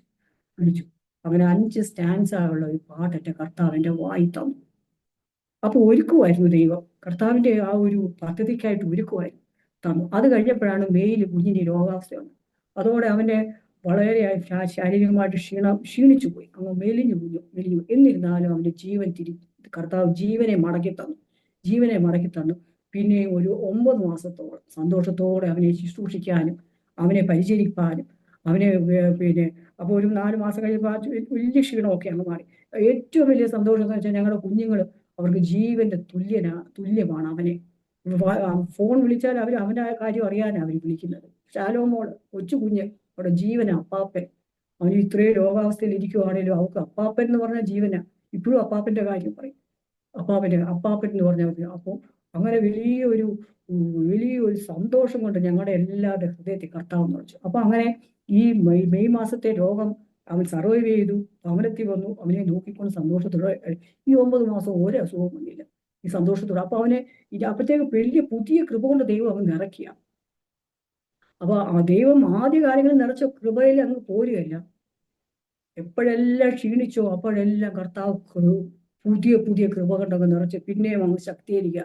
അപ്പൊ അങ്ങനെ കൃപയുടെ പുതുക്കവും കൃപയുടെ പെരുക്കവും പല വിധത്തിലുള്ള കൃപയുടെ പെരുക്കം ഏതൊക്കെ. അപ്പൊ ഈ രോഗാവസ്ഥയിൽ ഇങ്ങനെ കടന്നു പോകുന്ന സമയത്ത് ഈ പല അമ്മച്ചിക്ക് രോഗം വരുന്നു, കുഞ്ചാന് റോഡ് ആക്സിഡന്റ് ആയിട്ട് 4-5 മാസമൊക്കെ എഴുന്നേക്കാൻ വയ്യാത്ത അവസ്ഥയെ കിടക്കുന്നു. അങ്ങനെയുള്ള സാഹചര്യങ്ങളൊക്കെ ഇതിൻ്റെ ഇടയ്ക്കൂടെ കടന്നു പോകുന്നുണ്ട്. അപ്പൊ ഈ കുഞ്ചാന് അപ്പം ആരെങ്കിലും ഒന്ന് ആശ്രയിക്കാനുണ്ടെങ്കിൽ മോന്റെ കല്യാണത്തിനൊക്കെ മുമ്പ് കുഞ്ചാനാണ് വല്ലതൊക്കെ ഒന്ന് സഹായിക്കുന്നത്. അങ്ങനെ ഇരിക്കുന്ന സമയത്ത് കുഞ്ചാൻ ആക്സിഡന്റ് ആയിട്ട് 4-5 മാസം കുഞ്ചാൻ അങ്ങ് ബെഡ്രിഡനായി പോകുന്ന അവസ്ഥയൊക്കെ വരുന്ന സമയത്ത് വളരെ ഒന്ന് പതറും. അപ്പൊ കർത്താവ് ഭയങ്കരമായിട്ട് ബലപ്പെടും. കർത്താവ് പാട്ടുകൾ വായിത്തരും. അയ്യോ കർത്താവ് ഇത് ഞാൻ എങ്ങനെ തരണം ചെയ്യും. അപ്പൊ ഏതൊരു സാഹചര്യം വന്നാലും ഞാൻ പെട്ടെന്ന് കർത്താവ് ഇത് തരണം ചെയ്യാനുള്ള കൃപ തരണം. ഇവിടെ ഞാൻ തോറ്റു പോകരുത്, ഇവിടെ ഞാൻ ക്ഷീണിച്ചു പോകരുത്, അവിടുത്തെ കൃപയാൽ എന്നെ നിറയ്ക്കണം, നിന്റെ കൃപ എനിക്ക് ആവശ്യമാണെന്ന് പെട്ടെന്ന് അങ്ങ് പ്രാർത്ഥിക്കും. പെട്ടെന്ന് കൃപയാൽ കർത്താവ് പുതുക്കുന്നത്. പിന്നെ ഞാൻ ചെയ്യുന്നത് എൻ്റെ ശക്തിയിലല്ല. അന്ന് എത്രയോ കുഞ്ചാനെ കാണാൻ വരുന്നു, അവരെ എല്ലാം ചെന്ന് അവർക്കെല്ലാം കുടിക്കാൻ വെള്ളം, അതിൻ്റെ കൂടെ കുഞ്ചാനും ഫുഡ് ഉണ്ടാക്കണം. അപ്പൊ തന്നെ കുഞ്ഞ് വേല കിടക്കുന്നു. അവൻ്റെ കാര്യങ്ങൾ വേറെ രീതിയിൽ, നമ്മുടെ രീതിയല്ല, അവന്റെ രീതി വേറെ വിധത്തിൽ കരുതണമല്ലോ. അപ്പൊ നമ്മുടെ ഫുഡ് അവന് കൊടുക്കാൻ പറ്റത്തില്ല, അവന്റെ ഫുഡ് വേറെ രീതിയിൽ വേണം. അവന് ഫീഡ് ചെയ്യാൻ അത്രയും സമയം. അപ്പൊ തന്നെ പ്രായമുള്ള അമ്മച്ചിയുണ്ട്, അമ്മച്ചിയുടെ കാര്യങ്ങൾ നോക്കാൻ വലിയ കൃപ ഉണ്ട് അങ്ങനെ. അപ്പൊ എനിക്ക് മനസ്സിലായി ഇത് കൃപയാണ് എന്നെ, കർത്താവിന്റെ കൃപ. എന്റെ സ്വയശക്തിയൊന്നുമില്ല, പുകഴാനൊന്നുമില്ല, കർത്താവിന്റെ കൃപയാണ്. അപ്പൊ പാട്ടൊക്കെ പാടി ആ സമയത്ത് ഞാനിങ്ങനെ ഭാരപ്പെട്ട സമയത്ത് കർത്താവിന്റെ വായി തന്നൊരു പോർ ജയിച്ചിടുവാൻ ബലം ധരിപ്പിക്കും ഞാൻ പരിചയായി കാക്കുന്നു. അപ്പൊ പെട്ടെന്ന് ആ ഒരൊറ്റ വാക്ക് എന്നെ ചൈതന്യപ്പെടുത്തി. പോർ ജയിച്ചിടുവാൻ ബലം ധരിപ്പിക്കും. ഒരു ദേവദാസൻ പാടിയ പാട്ട്. നമ്മുടെ മുൻപാകെ വരുന്ന ഏതൊരു സാഹചര്യങ്ങളും ജയിച്ചു കയറാൻ കർത്താവ് ബലം ധരിപ്പിക്കും. ഉള്ള ബലമല്ല, നമ്മുടെ സ്വതവേ ഉള്ള ബലമല്ല, കർത്താവ് ധരിപ്പിക്കുന്ന ഒരു ബലമുണ്ട്. അതങ്ങ് ശക്തീകരിച്ചു. പിന്നെ ആ പാട്ട് പാടിയാണ് ആ കാര്യങ്ങളെല്ലാം ചെയ്തങ്ങ് മുന്നേറുന്നത്. അപ്പൊ പിന്നെ അവൻ്റെതായ തുണി നനയ്ക്കണം, അവൻ്റെതായ എല്ലാ കാര്യവും. അതല്ല, അപ്പൊ എൻ്റെ അമ്മ ഇതിന്റെ ഇടയ്ക്ക് ഒരു 3 മാസം ഇവിടെ വന്ന് താമസിച്ച സമയത്ത് അപ്പൊ അമ്മ പറഞ്ഞു, അയ്യോ, നിന്നെ ദൈവം വലിയ കൃപ കൊണ്ടങ്ങ് നിറച്ചിരിക്കുക. എനിക്കതിപ്പം മനസ്സിലാവും. വലിയ കൃപ കൊണ്ട് നീ ഒന്നും പറയുന്നില്ല, ഒന്നും ആരോടും ഇതാകുന്നില്ല, പക്ഷെ നിനക്ക് ചെയ്യാനുള്ളതല്ല വലിയ കൃപയാൽ നീ അങ്ങ് ചെയ്യുക. അപ്പൊ ഞാനും അത് മനസ്സിലാക്കുന്നു, കർത്താവിന്റെ കൃപയാണ് എന്നെ പിടിച്ചു നിർത്തിയിരിക്കുന്നത്. ഞാനും വലുതായിട്ട് മനസ്സിലാക്കിക്കൊണ്ട് ആ കൃപയിൽ സന്തോഷിച്ച് ഞാനും, കർത്താവ് അറിയാതെ എൻ്റെ ജീവിതത്തിലൊന്നുമില്ല. ഇപ്പോൾ എന്നെ കർത്താവ് നടത്തുന്നത് കർത്താവ് അറിഞ്ഞ വഴിയെ തന്നെയാണ്. അതിന് കർത്താവിന് ഒരു ഉദ്ദേശമുണ്ട്, അതെന്നിൽ നിവൃത്തിയാണ്. ഇതാണ് എൻ്റെ പ്രാർത്ഥന. കർത്താവെ, നീ എന്നെ ഈ പാതയിൽ കൂടെ നടത്തുന്നത് കർത്താവിന്റെ ഒരു ഉദ്ദേശത്തിലാണ്. ആ ഉദ്ദേശം എന്നെ നിവൃത്തിയാണ്. അത് നിവൃത്തിയാൻ കഴിഞ്ഞില്ലെങ്കിൽ എൻ്റെ ജീവിതം പരാജയമായി പോയി. കർത്താവിന്റെ ജീവിതത്തിൽ ഒരു ദൈവിക ഉദ്ദേശത്തോടെ എന്നെ നടത്തുമ്പോൾ ആ ഉദ്ദേശം എന്നിൽ സാധ്യമാകാതെ പോവുകയാണെങ്കിൽ എൻ്റെ ജീവിതം അമ്പെ പരാജയം നടത്തുന്നു. അതുകൊണ്ട് ആ ഉദ്ദേശം എന്നിൽ സാധ്യമാകണം. ആ ഉദ്ദേശം എന്താണോ അതെന്നിൽ സാധ്യം. അതിനായി ഞാൻ ഏൽപ്പിച്ചു തരുന്നു, അതിനായി സമർപ്പിക്കുന്നു. അതിനുള്ള കൃപയും സഹനവും സഹിഷ്ണുതയും ഒക്കെ തന്നെ കർത്താവിനെ നടത്തിക്കണം എന്ന് ഞാൻ കൂടെ പ്രാർത്ഥിക്കുമായിരുന്നു. അങ്ങനെ ഇരുന്നപ്പോൾ കുഞ്ഞിന്റെ ആ ഒരു 9 മാസം ഞങ്ങൾ സന്തോഷത്തോടെ, അവന് പെട്ടെന്ന് ഒരു ചെറിയ ജലദോഷവും മൂക്ക് ചെറുതായിട്ടൊന്ന് ഒലിക്കുന്ന കണ്ടു. അപ്പോൾ അതിനുള്ള മരുന്ന് സാധാരണ അങ്ങനെയൊക്കെ വന്നാൽ അതുകൊണ്ട് അങ്ങ് പെട്ടെന്ന് അവന് മരുന്ന് റെസ്പോണ്ട് ചെയ്ത് അങ്ങ് കയറി രക്ഷപ്പെടുന്ന അത് മാറി. ചുമയുടെ കൊടുത്തു, ചുമ മാറി. അപ്പോൾ ചെറിയ ചെസ്റ്റ് ഇൻഫെക്ഷൻ ഉണ്ടോ ഡോക്ടർ അടുത്തുകൊണ്ട്, ഡോക്ടർ പറഞ്ഞു ചെസ്റ്റ് ഇൻഫെക്ഷൻ ചെറുതായിട്ടുണ്ട്. ആന്റിബയോട്ടിക് തുടങ്ങി. ആന്റിബയോട്ടിക് തീർന്നപ്പോൾ പിന്നെയും ഡോക്ടർ കാണിച്ചു. ഡോക്ടർ ചെറിയ ചെസ്റ്റിന്റെ ലോവർ ഇതിൽ ചെറിയൊരു എയറേഷന്റെ കുറവുണ്ട്, ചിലപ്പോൾ ആന്റിബയോട്ടിക് ഇഞ്ചക്ഷൻ വേണം. അതും സ്റ്റാർട്ട് ചെയ്തു. ഒരു ദിവസത്തെ ഇഞ്ചക്ഷൻ കഴിഞ്ഞപ്പോൾ തൊട്ട് തന്നെ അവന് ചെറിയ ക്ഷീണം തുടങ്ങി. ഡോക്ടർ പറഞ്ഞു പെട്ടെന്ന് ഞങ്ങൾ അവനെ ഹോസ്പിറ്റലിൽ കൊണ്ട് അവിടെ അഡ്മിറ്റ് ചെയ്തു. പെട്ടെന്ന് അവൻ്റെ സ്റ്റേജുകൾ അങ്ങ് മാറുകയായിരുന്നു. അവന് ഷുഗർ കുറയുന്നു, അവൻ്റെ ആന്തരികമായ എല്ലാ അവയവങ്ങളും അങ്ങ് വീക്കായി പിടിവിടുന്ന അവസ്ഥ. ഡോക്ടറും നമ്മളോട് പെട്ടെന്ന് അവനെ ICUലോട്ട് മാറ്റുന്നു. ഈ ICUലോട്ട് അവനെ മാറ്റിയപ്പോഴും ഞങ്ങൾ 3 പേരെയും പിന്നെ അവൻ്റെ ബെഡിൻ്റെ അടുത്ത് നിർത്താനുള്ള സാഹചര്യങ്ങൾ ഡോക്ടർ ഒരുക്കുന്നു. അവസാന സമയം വരികയും അവൻ്റെ അടുത്ത് നിൽക്കുവാൻ ആ 2 ദിവസം അവൻ ICUവിൽ അങ്ങനെ കിടന്നു. അവനൊരു ഉറങ്ങുന്ന അവസ്ഥയെ, പക്ഷെ അവനെ കോൺഷ്യസാണ്. അവന് ഇടയ്ക്ക് കണ്ണ് തുറക്കുന്നുണ്ട്, നോക്കുന്നുണ്ട്. അപ്പൊ അവനെ കൈ കൂടെ മരുന്ന് കയറുന്നു, പിന്നെ എല്ലാം ചെയ്യുന്നുണ്ട്. ആ ഫെബ്രുവരി 15-ാം തീയതി രാവിലെ 8:30 ഒക്കെ ആയ സമയത്ത് പിന്നെയും കണ്ണു തുറക്കുന്നു. അപ്പൊ ഞങ്ങളുടെ അടുത്ത് ഡോക്ടർ നിൽക്കുന്നുണ്ട്. ഞങ്ങളോട് ഇങ്ങനെ വർത്താനമൊക്കെ പറഞ്ഞ സമയത്താണ്, ഫ്രണ്ട് ആയതുകൊണ്ട് എപ്പോഴും ഇങ്ങനെ വർത്താനമൊക്കെ പറഞ്ഞ ഡോക്ടർ നിൽക്കും അവിടെ. ഒരു ഫേമസ് പീഡിയാട്രിഷ്യനാണ് ഡോക്ടർ ഷാജി കെ തോമസ് എന്ന ഡോക്ടർ. അപ്പോൾ ഡോക്ടർ ഇങ്ങനെ നിൽക്കുന്നു. അപ്പോൾ ഡോക്ടർ അവൻ ഭയങ്കര കോൺഷ്യസ് ആണല്ലോ, അവൻ്റെ ഈ മോണിറ്ററിൽ അപ്പോൾ ഓക്സിജൻ സാച്ചുറേഷൻ 100, ഹാർട്ട് ബീറ്റ് ഒരു ശകലം വരികയാണ്. പ്രഷർ ഭയങ്കരമായിട്ട് ഒന്ന് വേരി ചെയ്യുന്നുണ്ട്. അതിൽ ലോയിന്ന് കുറച്ച് അങ്ങോട്ട് ഇങ്ങനെ കയറി ഇങ്ങനെ നിൽക്കുന്നേ ഉള്ളൂ. അതുകൂടെ ഒന്ന് നോർമൽ ആവണമെങ്കിൽ നമുക്ക് അവനിങ്ങനെ തിരിച്ചു വരും എന്നുള്ള അവസ്ഥയിൽ ഞങ്ങളിങ്ങനെ നിൽക്കുന്ന സമയത്ത് എല്ലാവരെയും നോക്കി. പിന്നെ അവനും കാണുന്നു. അപ്പോൾ നമ്മൾ വിചാരിച്ചാൽ ബെറ്റർ ആവുകയാണ്. ഒരു കൃത്യം 10 മണിയായപ്പോഴത്തേക്ക് അപ്പം അവനൊരു ക്ഷീണാവസ്ഥയാണ്, ക്രിട്ടിക്കലാണെന്നൊക്കെ എല്ലാ ദൈവസഭയിലുള്ള എല്ലാവരും, ഞങ്ങളുടെ വരാവുന്ന സഹോദരങ്ങൾ, പ്രിയ മക്കള്, മോനും നിസിയും ഷാലോവും എല്ലാവരും ഹോസ്പിറ്റലിൽ അവൻ്റെ അടുത്ത്, നിസിയും എല്ലാവരും ഉള്ള സമയത്ത് പിന്നെയും കണ്ണു തുറന്നു. എല്ലാവരെയും ഒന്ന് നോക്കി. മോള് പറയുന്നേക്കാം, ഒരു പ്രകാശം അവൻ്റെ മുഖത്തേക്ക് വന്നു. അവൻ്റെ വന്നു. ഒന്നൊന്ന് ശ്വാസം എടുക്കുന്ന പോലെ ഭർത്താവിന്റെ സന്നിധിയിലേക്ക് വെച്ചു. അയ്യോ, അവൻ പോയോ, കുഞ്ഞു പോയോ, ഞങ്ങൾ സഹിക്കാൻ വയ്യാത്ത അവസ്ഥയായിപ്പോയി. അയ്യോ, അവൻ പോയോ. അപ്പം അവനെ ആശുപത്രിയിൽ ഡോക്ടറെ വീട്ടിൽ കൊണ്ടുപോകുമ്പോൾ ഡോക്ടർ അവന് ന്യൂമോണിയ ഉണ്ട് പറഞ്ഞപ്പോഴേ എനിക്കൊരു ഭയങ്കര ഒരു പ്രയാസമുള്ളത്. അയ്യോ, അവനെ നോക്കുന്ന നാളുകൾ കഴിഞ്ഞു പോയോ. എനിക്കൊരു വലിയ അപ്പോൾ ഉച്ചാരത് മനസ്സിലാവുന്നില്ല. പക്ഷെ എൻ്റെ ഉള്ളത്തിൽ ദൈവം ഒരു വലിയ ഇതാണ്. അവൻ്റെ നാളുകൾ തീരുകയാണ്. പക്ഷെ അപ്പോൾ ബുധനാഴ്ച ഡോക്ടർ ഇത് പറയുമ്പോൾ ശനിയാഴ്ച അവൻ മരിക്കുകയാണ്. അപ്പോൾ ഇത്രയും പെട്ടെന്ന് അവൻ്റെ മരണം നടക്കുമെന്ന് ഒരിക്കലും പ്രതീക്ഷിച്ചില്ല. അപ്പോൾ ഒരു സൂചന ദൈവം തരുന്നുണ്ടെങ്കിൽ അത്താലും ദിവസങ്ങൾ കുറച്ചുകൂടെ കിട്ടും. അങ്ങനെ അവൻ ദൈവസന്നിധിയിലേക്ക് മാറ്റപ്പെട്ടു. അവൻ്റെതായ ഒരു മഹത്വം, അവൻ്റെ ആ മരണത്തിലെ ഒരു വലിയ മഹത്വം എനിക്ക് കാണുവാനിടയായി തോന്നുന്നു. ഇത് ദൈവത്താല് കർത്താവ് ഞങ്ങളെ ഒരുക്കിയ അല്ലെങ്കിൽ അനുവദിച്ച അതേ ജീവിത സാഹചര്യങ്ങളാണെന്ന് കർത്താവിന്റെ സമയത്ത് കൃത്യം 30 വയസ്സിന്റെ ആ സമയത്ത് അവനെ മഹത്വത്തോടെ കർത്താവിന് സ്ഥലം ചേർത്തു എന്ന് ഞങ്ങൾക്ക് തിരിച്ചറിയും. ഇനി ദൈവസന്നിധിയിലുള്ള പ്രാർത്ഥന, ഇനി കർത്താവെ ഞങ്ങളുടെ ആയുസ് ദൈവം എന്താണ് ഞങ്ങളെക്കുറിച്ച് ആഗ്രഹിച്ചത് അത് ഞങ്ങളുടെ ജീവിതത്തിൽ നിവർത്തീകരിച്ച് കർത്താവെ ഹല്ലേലൂയ പൂർത്തിയാക്കണം എന്നുള്ളതാണ് ഞങ്ങളുടെ ആഗ്രഹം. അതിനായി ഞങ്ങളെ ദൈവസന്നിധിയിൽ സമർപ്പിക്കുന്നു. ഇത്രത്തോളം സമയം കർത്താവ് ഞങ്ങളുടെ സാക്ഷ്യം കേട്ട എല്ലാ പ്രേക്ഷകരോടുമുള്ള നന്ദി അറിയിക്കുന്നു. അതിലൊക്കെ ഉപരിയായി ബഹുമാനപ്പെട്ട പാസ്റ്റർ ഡാനിയൽ ജോണിനോട് നന്ദിയും അറിയിച്ചുകൊണ്ട് ഞാൻ എൻ്റെ വാക്കുകളിൽ നിന്ന് വിരമിക്കുന്നു. താങ്ക് യു കർത്താവിൻ്റെ ദാസി പ്രിയ സുസി കുര്യനാൻറ്റി. കണ്ണുനീരോടെ ദൈവസന്നിധിയിൽ ജീവിതത്തിലെ അനുഭവങ്ങൾ പറയുവാൻ ഇങ്ങനെ ഒരു അവസരം കർത്താവ് ബലപ്പെടുത്തി. അതിനായി ഞാൻ ദൈവത്തിന് സ്തോത്രം ചെയ്യുന്നു. നമ്മുടെ മക്കൾ അത് ഏത് അവസ്ഥയിൽ ആയിരുന്നാലും അവർ നമുക്ക് ദൈവത്തിൻ്റെ ദാനമാണ്. അവർ നമുക്ക് വിലപ്പെട്ടവർ തന്നെയാണ്. ശരീരത്തിൽ ഒരുപക്ഷെങ്കിൽ പല വൈകല്യങ്ങൾ ഉണ്ടായിരിക്കാം. എന്നാൽ ആ വ്യക്തിയുടെ ഉള്ളിൽ പകർന്നിരിക്കുന്ന ജീവൻ അത് ദൈവത്തിൻ്റെ ജീവനാണ്. ആ വ്യക്തിയിൽ പകർന്നിരിക്കുന്ന ദൈവത്തിൻ്റെ ആത്മാവാണ്.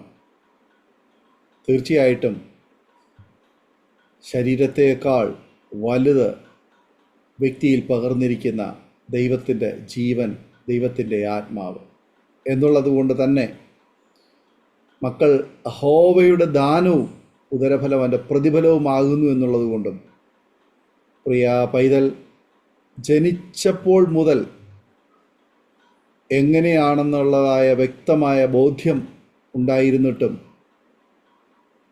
ആ കുഞ്ഞിനെ ഏത് നിലയിൽ അവനെ കെയർ കൊടുത്ത് ഏതെല്ലാം നിലകളിൽ അവനെ സംരക്ഷണ ചെയ്യുവാനും സ്നേഹിക്കുവാനും ശുശ്രൂഷിക്കുവാനും കഴിയുമായിരുന്നോ അതെല്ലാം കൊടുത്ത് ആ നിലയിൽ പ്രിയ മകനെ 30 വയസ്സ് വരെ സംരക്ഷണ ചെയ്യുവാൻ വളർത്തുവാൻ കർത്താവ് കൃപ ചെയ്തു. അത് ഒരു ഭാഗ്യകരമായ ഒരനുഭവമാണ്.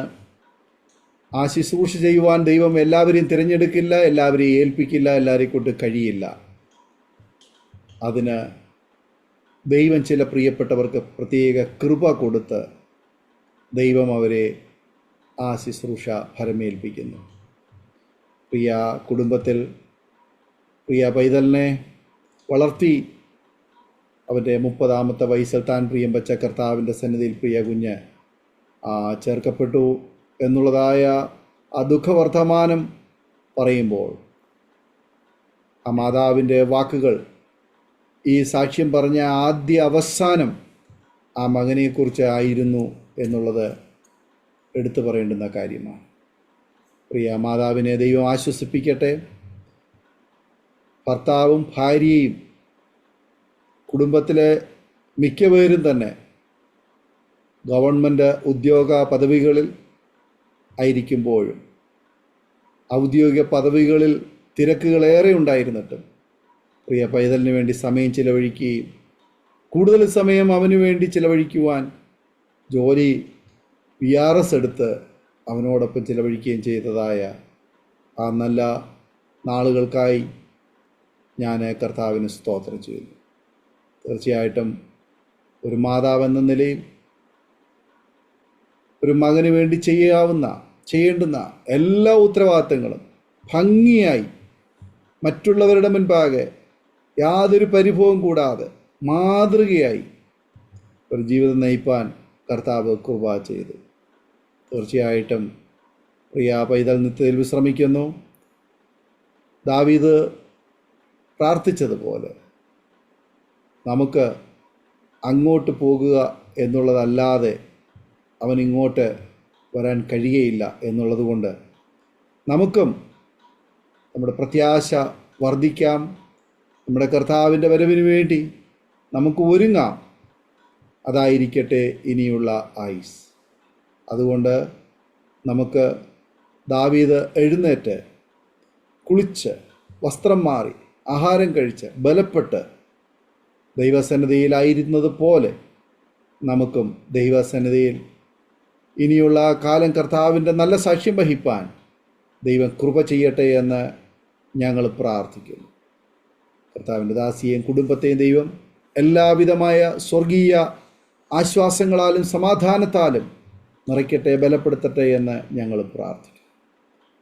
പ്രേക്ഷകരെ, നിങ്ങൾ കേട്ടതായി ജീവിതാനുഭവങ്ങൾ തീർച്ചയായിട്ടും നിങ്ങൾ ചില പ്രിയപ്പെട്ടവരെങ്കിലും കേൾക്കുമ്പോൾ ഇതെൻ്റെ അനുഭവമാണ്, എൻ്റെ സാഹചര്യമാണ് എന്ന് ഒരു പക്ഷെങ്കിൽ ചിന്തിക്കുന്നുണ്ടാവും.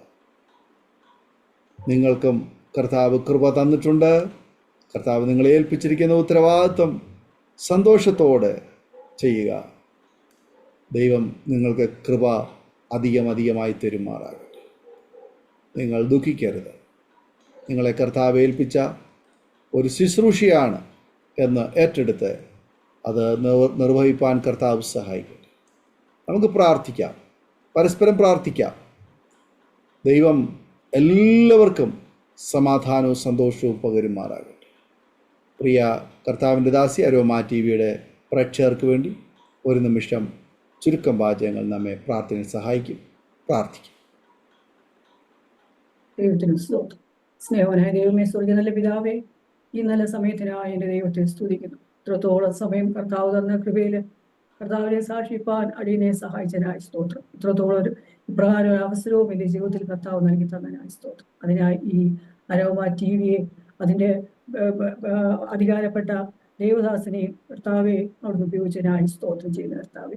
ആമേൻ, ഹല്ലേലൂയ. സ്തോത്രം. ഞങ്ങളെ കേട്ട ആമേൻ നിന്റെ ജനത്തെ ഓർത്ത് പ്രാർത്ഥിക്കുന്നു കർത്താവെ. അവർക്ക് ഇത് പ്രയോജനപ്പെടുവാൻ കൃപയിടമേ പ്രാർത്ഥിക്കുന്നു. അനേകര് പലവിധമായ കഷ്ടങ്ങളിലും പ്രയാസങ്ങളും തലമുറയുള്ള ബന്ധത്തിലും അല്ലാതെ ജീവിത സാഹചര്യങ്ങളിലും ആയിരിക്കുന്നവർക്ക് ആമേൻ, ഹല്ലേലൂയ. സ്തോത്രം സ്തോത്രം സ്തോത്രം. അവരുടെ ജീവിതത്തിൽ കർത്താവെ ഒരു അനുഗ്രഹമായി തീരുവാൻ അവിടുന്ന് കൃപയിടമേ പ്രാർത്ഥിക്കും. അവരുടേതായ ജീവിത സാഹചര്യങ്ങളിൽ ദൈവത്തോട് കൂടുതൽ അടുക്കുവാനും ദൈവകൃപയിൽ ആശ്രയിപ്പാനും ആമേൻ അതുമാത്രം അവരുടെ ജീവിതത്തെ ധന്യമായി മുന്നോട്ട് കൊണ്ടുപോകാനും ഇതൊക്കെയും ഇടയാക്കട്ടെ എന്ന് ദൈവസഭയിൽ പ്രാർത്ഥിക്കുന്നു. എല്ലാവർക്കും സകലത്തിൻ്റെയും കർത്താവെ, സകലത്തിൻ്റെയും ആമേൻ മാനവും മഹത്വവും സ്തുതിയും സ്തോത്രവും എൻ്റെ കർത്താവിന് അർപ്പിക്കുന്നു. ഇതിനെല്ലാം ഞങ്ങളെ യോഗ്യരാക്കി തീർത്തതിനായി സ്തോത്രം ചെയ്യുന്നു. അവിടുത്തെ നാമം മാത്രം മഹത്വപ്പെടട്ടെ. എല്ലാം കർത്താവായ യേശു ക്രിസ്തുവിന്റെ നാമത്തിൽ അപേക്ഷിക്കുന്നു. ജയതോന്നി കേട്ട് ഉത്തരം പറ്റുമാറാണ്. ആമേൻ. താങ്ക് യു പ്രിയ കർത്താവിൻ്റെ ദാസി സുസി കുര്യൻ ആൻറ്റി. ഇത്രത്തോളം സമയം അനുഗ്രഹിക്കപ്പെട്ട ദൈവം നടത്തിയതായ ജീവിതാനുഭവങ്ങൾ ദൈവനാമ മഹത്വത്തിന് വേണ്ടി പറയുവാൻ കർത്താവ് കൃപ ചെയ്ത് ഓർത്ത് ഞാൻ ദൈവത്തിന് സ്തോത്രം ചെയ്യുന്നു. കർത്താവിൻ്റെ ദാസിയെ ദൈവം പിന്നെ ബലപ്പെടുത്തട്ടെ, സൗഖ്യാരോഗ്യം ദീർഘായുസ്സ് തരട്ടെ. കർത്താവിന് വേണ്ടി നല്ല സാക്ഷ്യങ്ങളെ വഹിപ്പാൻ കർത്താവ് അവസരങ്ങൾ ഒരുക്കട്ടെ എന്ന് ആശംസിക്കുന്നു, പ്രാർത്ഥിക്കുന്നു. അതുപോലെ തന്നെ ഞങ്ങളെ കേട്ടുകൊണ്ടിരിക്കുന്ന പ്രേക്ഷകരുള്ളതായി നന്ദി അറിയിക്കുന്നു. തീർച്ചയായിട്ടും നിങ്ങൾക്ക് ഈ ജീവിതാനുഭവങ്ങൾ അനുഗ്രഹമായി തീർന്നുവെങ്കിൽ നിങ്ങളുടെ പ്രിയപ്പെട്ടവർ കൂടി ഷെയർ ചെയ്ത് കൊടുക്കൂ. ദൈവനാമം അതിലൂടെ മഹിമപ്പെടട്ടെ. നിങ്ങളുടെ വലിയ അഭിപ്രായങ്ങളും നിർദ്ദേശങ്ങളും കമൻറ്റ് ബോക്സിൽ രേഖപ്പെടുത്താവുന്നതാണ്. നിങ്ങൾക്കൊരു പ്രാർത്ഥനാ വിഷയമുണ്ടെങ്കിൽ സ്ക്രീനിൽ കാണുന്ന വാട്സാപ്പ് നമ്പറിൽ ഞങ്ങളെ വിവരം അറിയിക്കൂ. ഞങ്ങൾ നിങ്ങൾക്ക് പ്രാർത്ഥിക്കുന്നു. aroma.tv.co.in എന്ന വെബ്സൈറ്റ് നിങ്ങൾക്ക് സന്ദർശിക്കാം. എല്ലാ തിങ്കളാഴ്ചയും രാത്രി 9 മണി മുതൽ വിശേഷാൽ ഞങ്ങൾ നിങ്ങൾക്ക് വേണ്ടി പ്രാർത്ഥിക്കുന്നു. പ്രാർത്ഥനയിൽ സംബന്ധിപ്പാൻ നിങ്ങൾ ആഗ്രഹിക്കുന്നെങ്കിൽ ഞങ്ങളെ വിവരം അറിയിക്കൂ. അടുത്ത അനുഗ്രഹിക്കപ്പെട്ട സാക്ഷ്യവും വചനചിന്തകളും ജീവിതാനുഭവവുമായി വീണ്ടും കൂടി കാണുമ്പോഴേയും എല്ലാ പ്രിയപ്പെട്ടവർക്കും good bye. God bless you all. Amen. ഓർമ്മയുടെ മനോരഥത്തിൽ മായാത്ത ഓർമ്മയ്ക്കായി അരോമ മാട്രിമോണിയിൽ നിന്നും ജീവിത പങ്കാളിയെ കണ്ടെത്തൂ. നിങ്ങൾ ഒരു ക്രിസ്തീയ ജീവിത പങ്കാളിയെ അന്വേഷിക്കുകയാണോ? അതോ മക്കൾക്ക് അനുയോജ്യമായ ഒരു തക്ക തുണയ്ക്ക് വേണ്ടി പ്രാർത്ഥിക്കുന്ന വ്യക്തിയാണോ? എങ്കിൽ അരോമ മാട്രിമോണി നിങ്ങൾക്ക് വേണ്ടിയാണ്. ഇന്നു തന്നെ സൗജന്യമായി രജിസ്റ്റർ ചെയ്യൂ. അരോമ മാട്രിമോണിയുടെ പ്രത്യേകതകൾ: രജിസ്ട്രേഷൻ തികച്ചും സൗജന്യം. ലോകത്തെവിടെയുമുള്ള അനുയോജ്യമായ ക്രിസ്തീയ ജീവിത പങ്കാളിയെ തിരഞ്ഞെടുക്കാം. വിവാഹം നടക്കുന്നതുവരെ സർവീസ് ലഭിക്കുന്നു. ഏറ്റവും ചെറിയ പാക്കേജുകളും തിരഞ്ഞെടുക്കാം. അരോമ മാട്രിമോണി നിങ്ങൾക്കായി ഒരുക്കുന്നു വിവാഹം പരമാനന്ദം. Email aroma matrimony2020@gmail.com.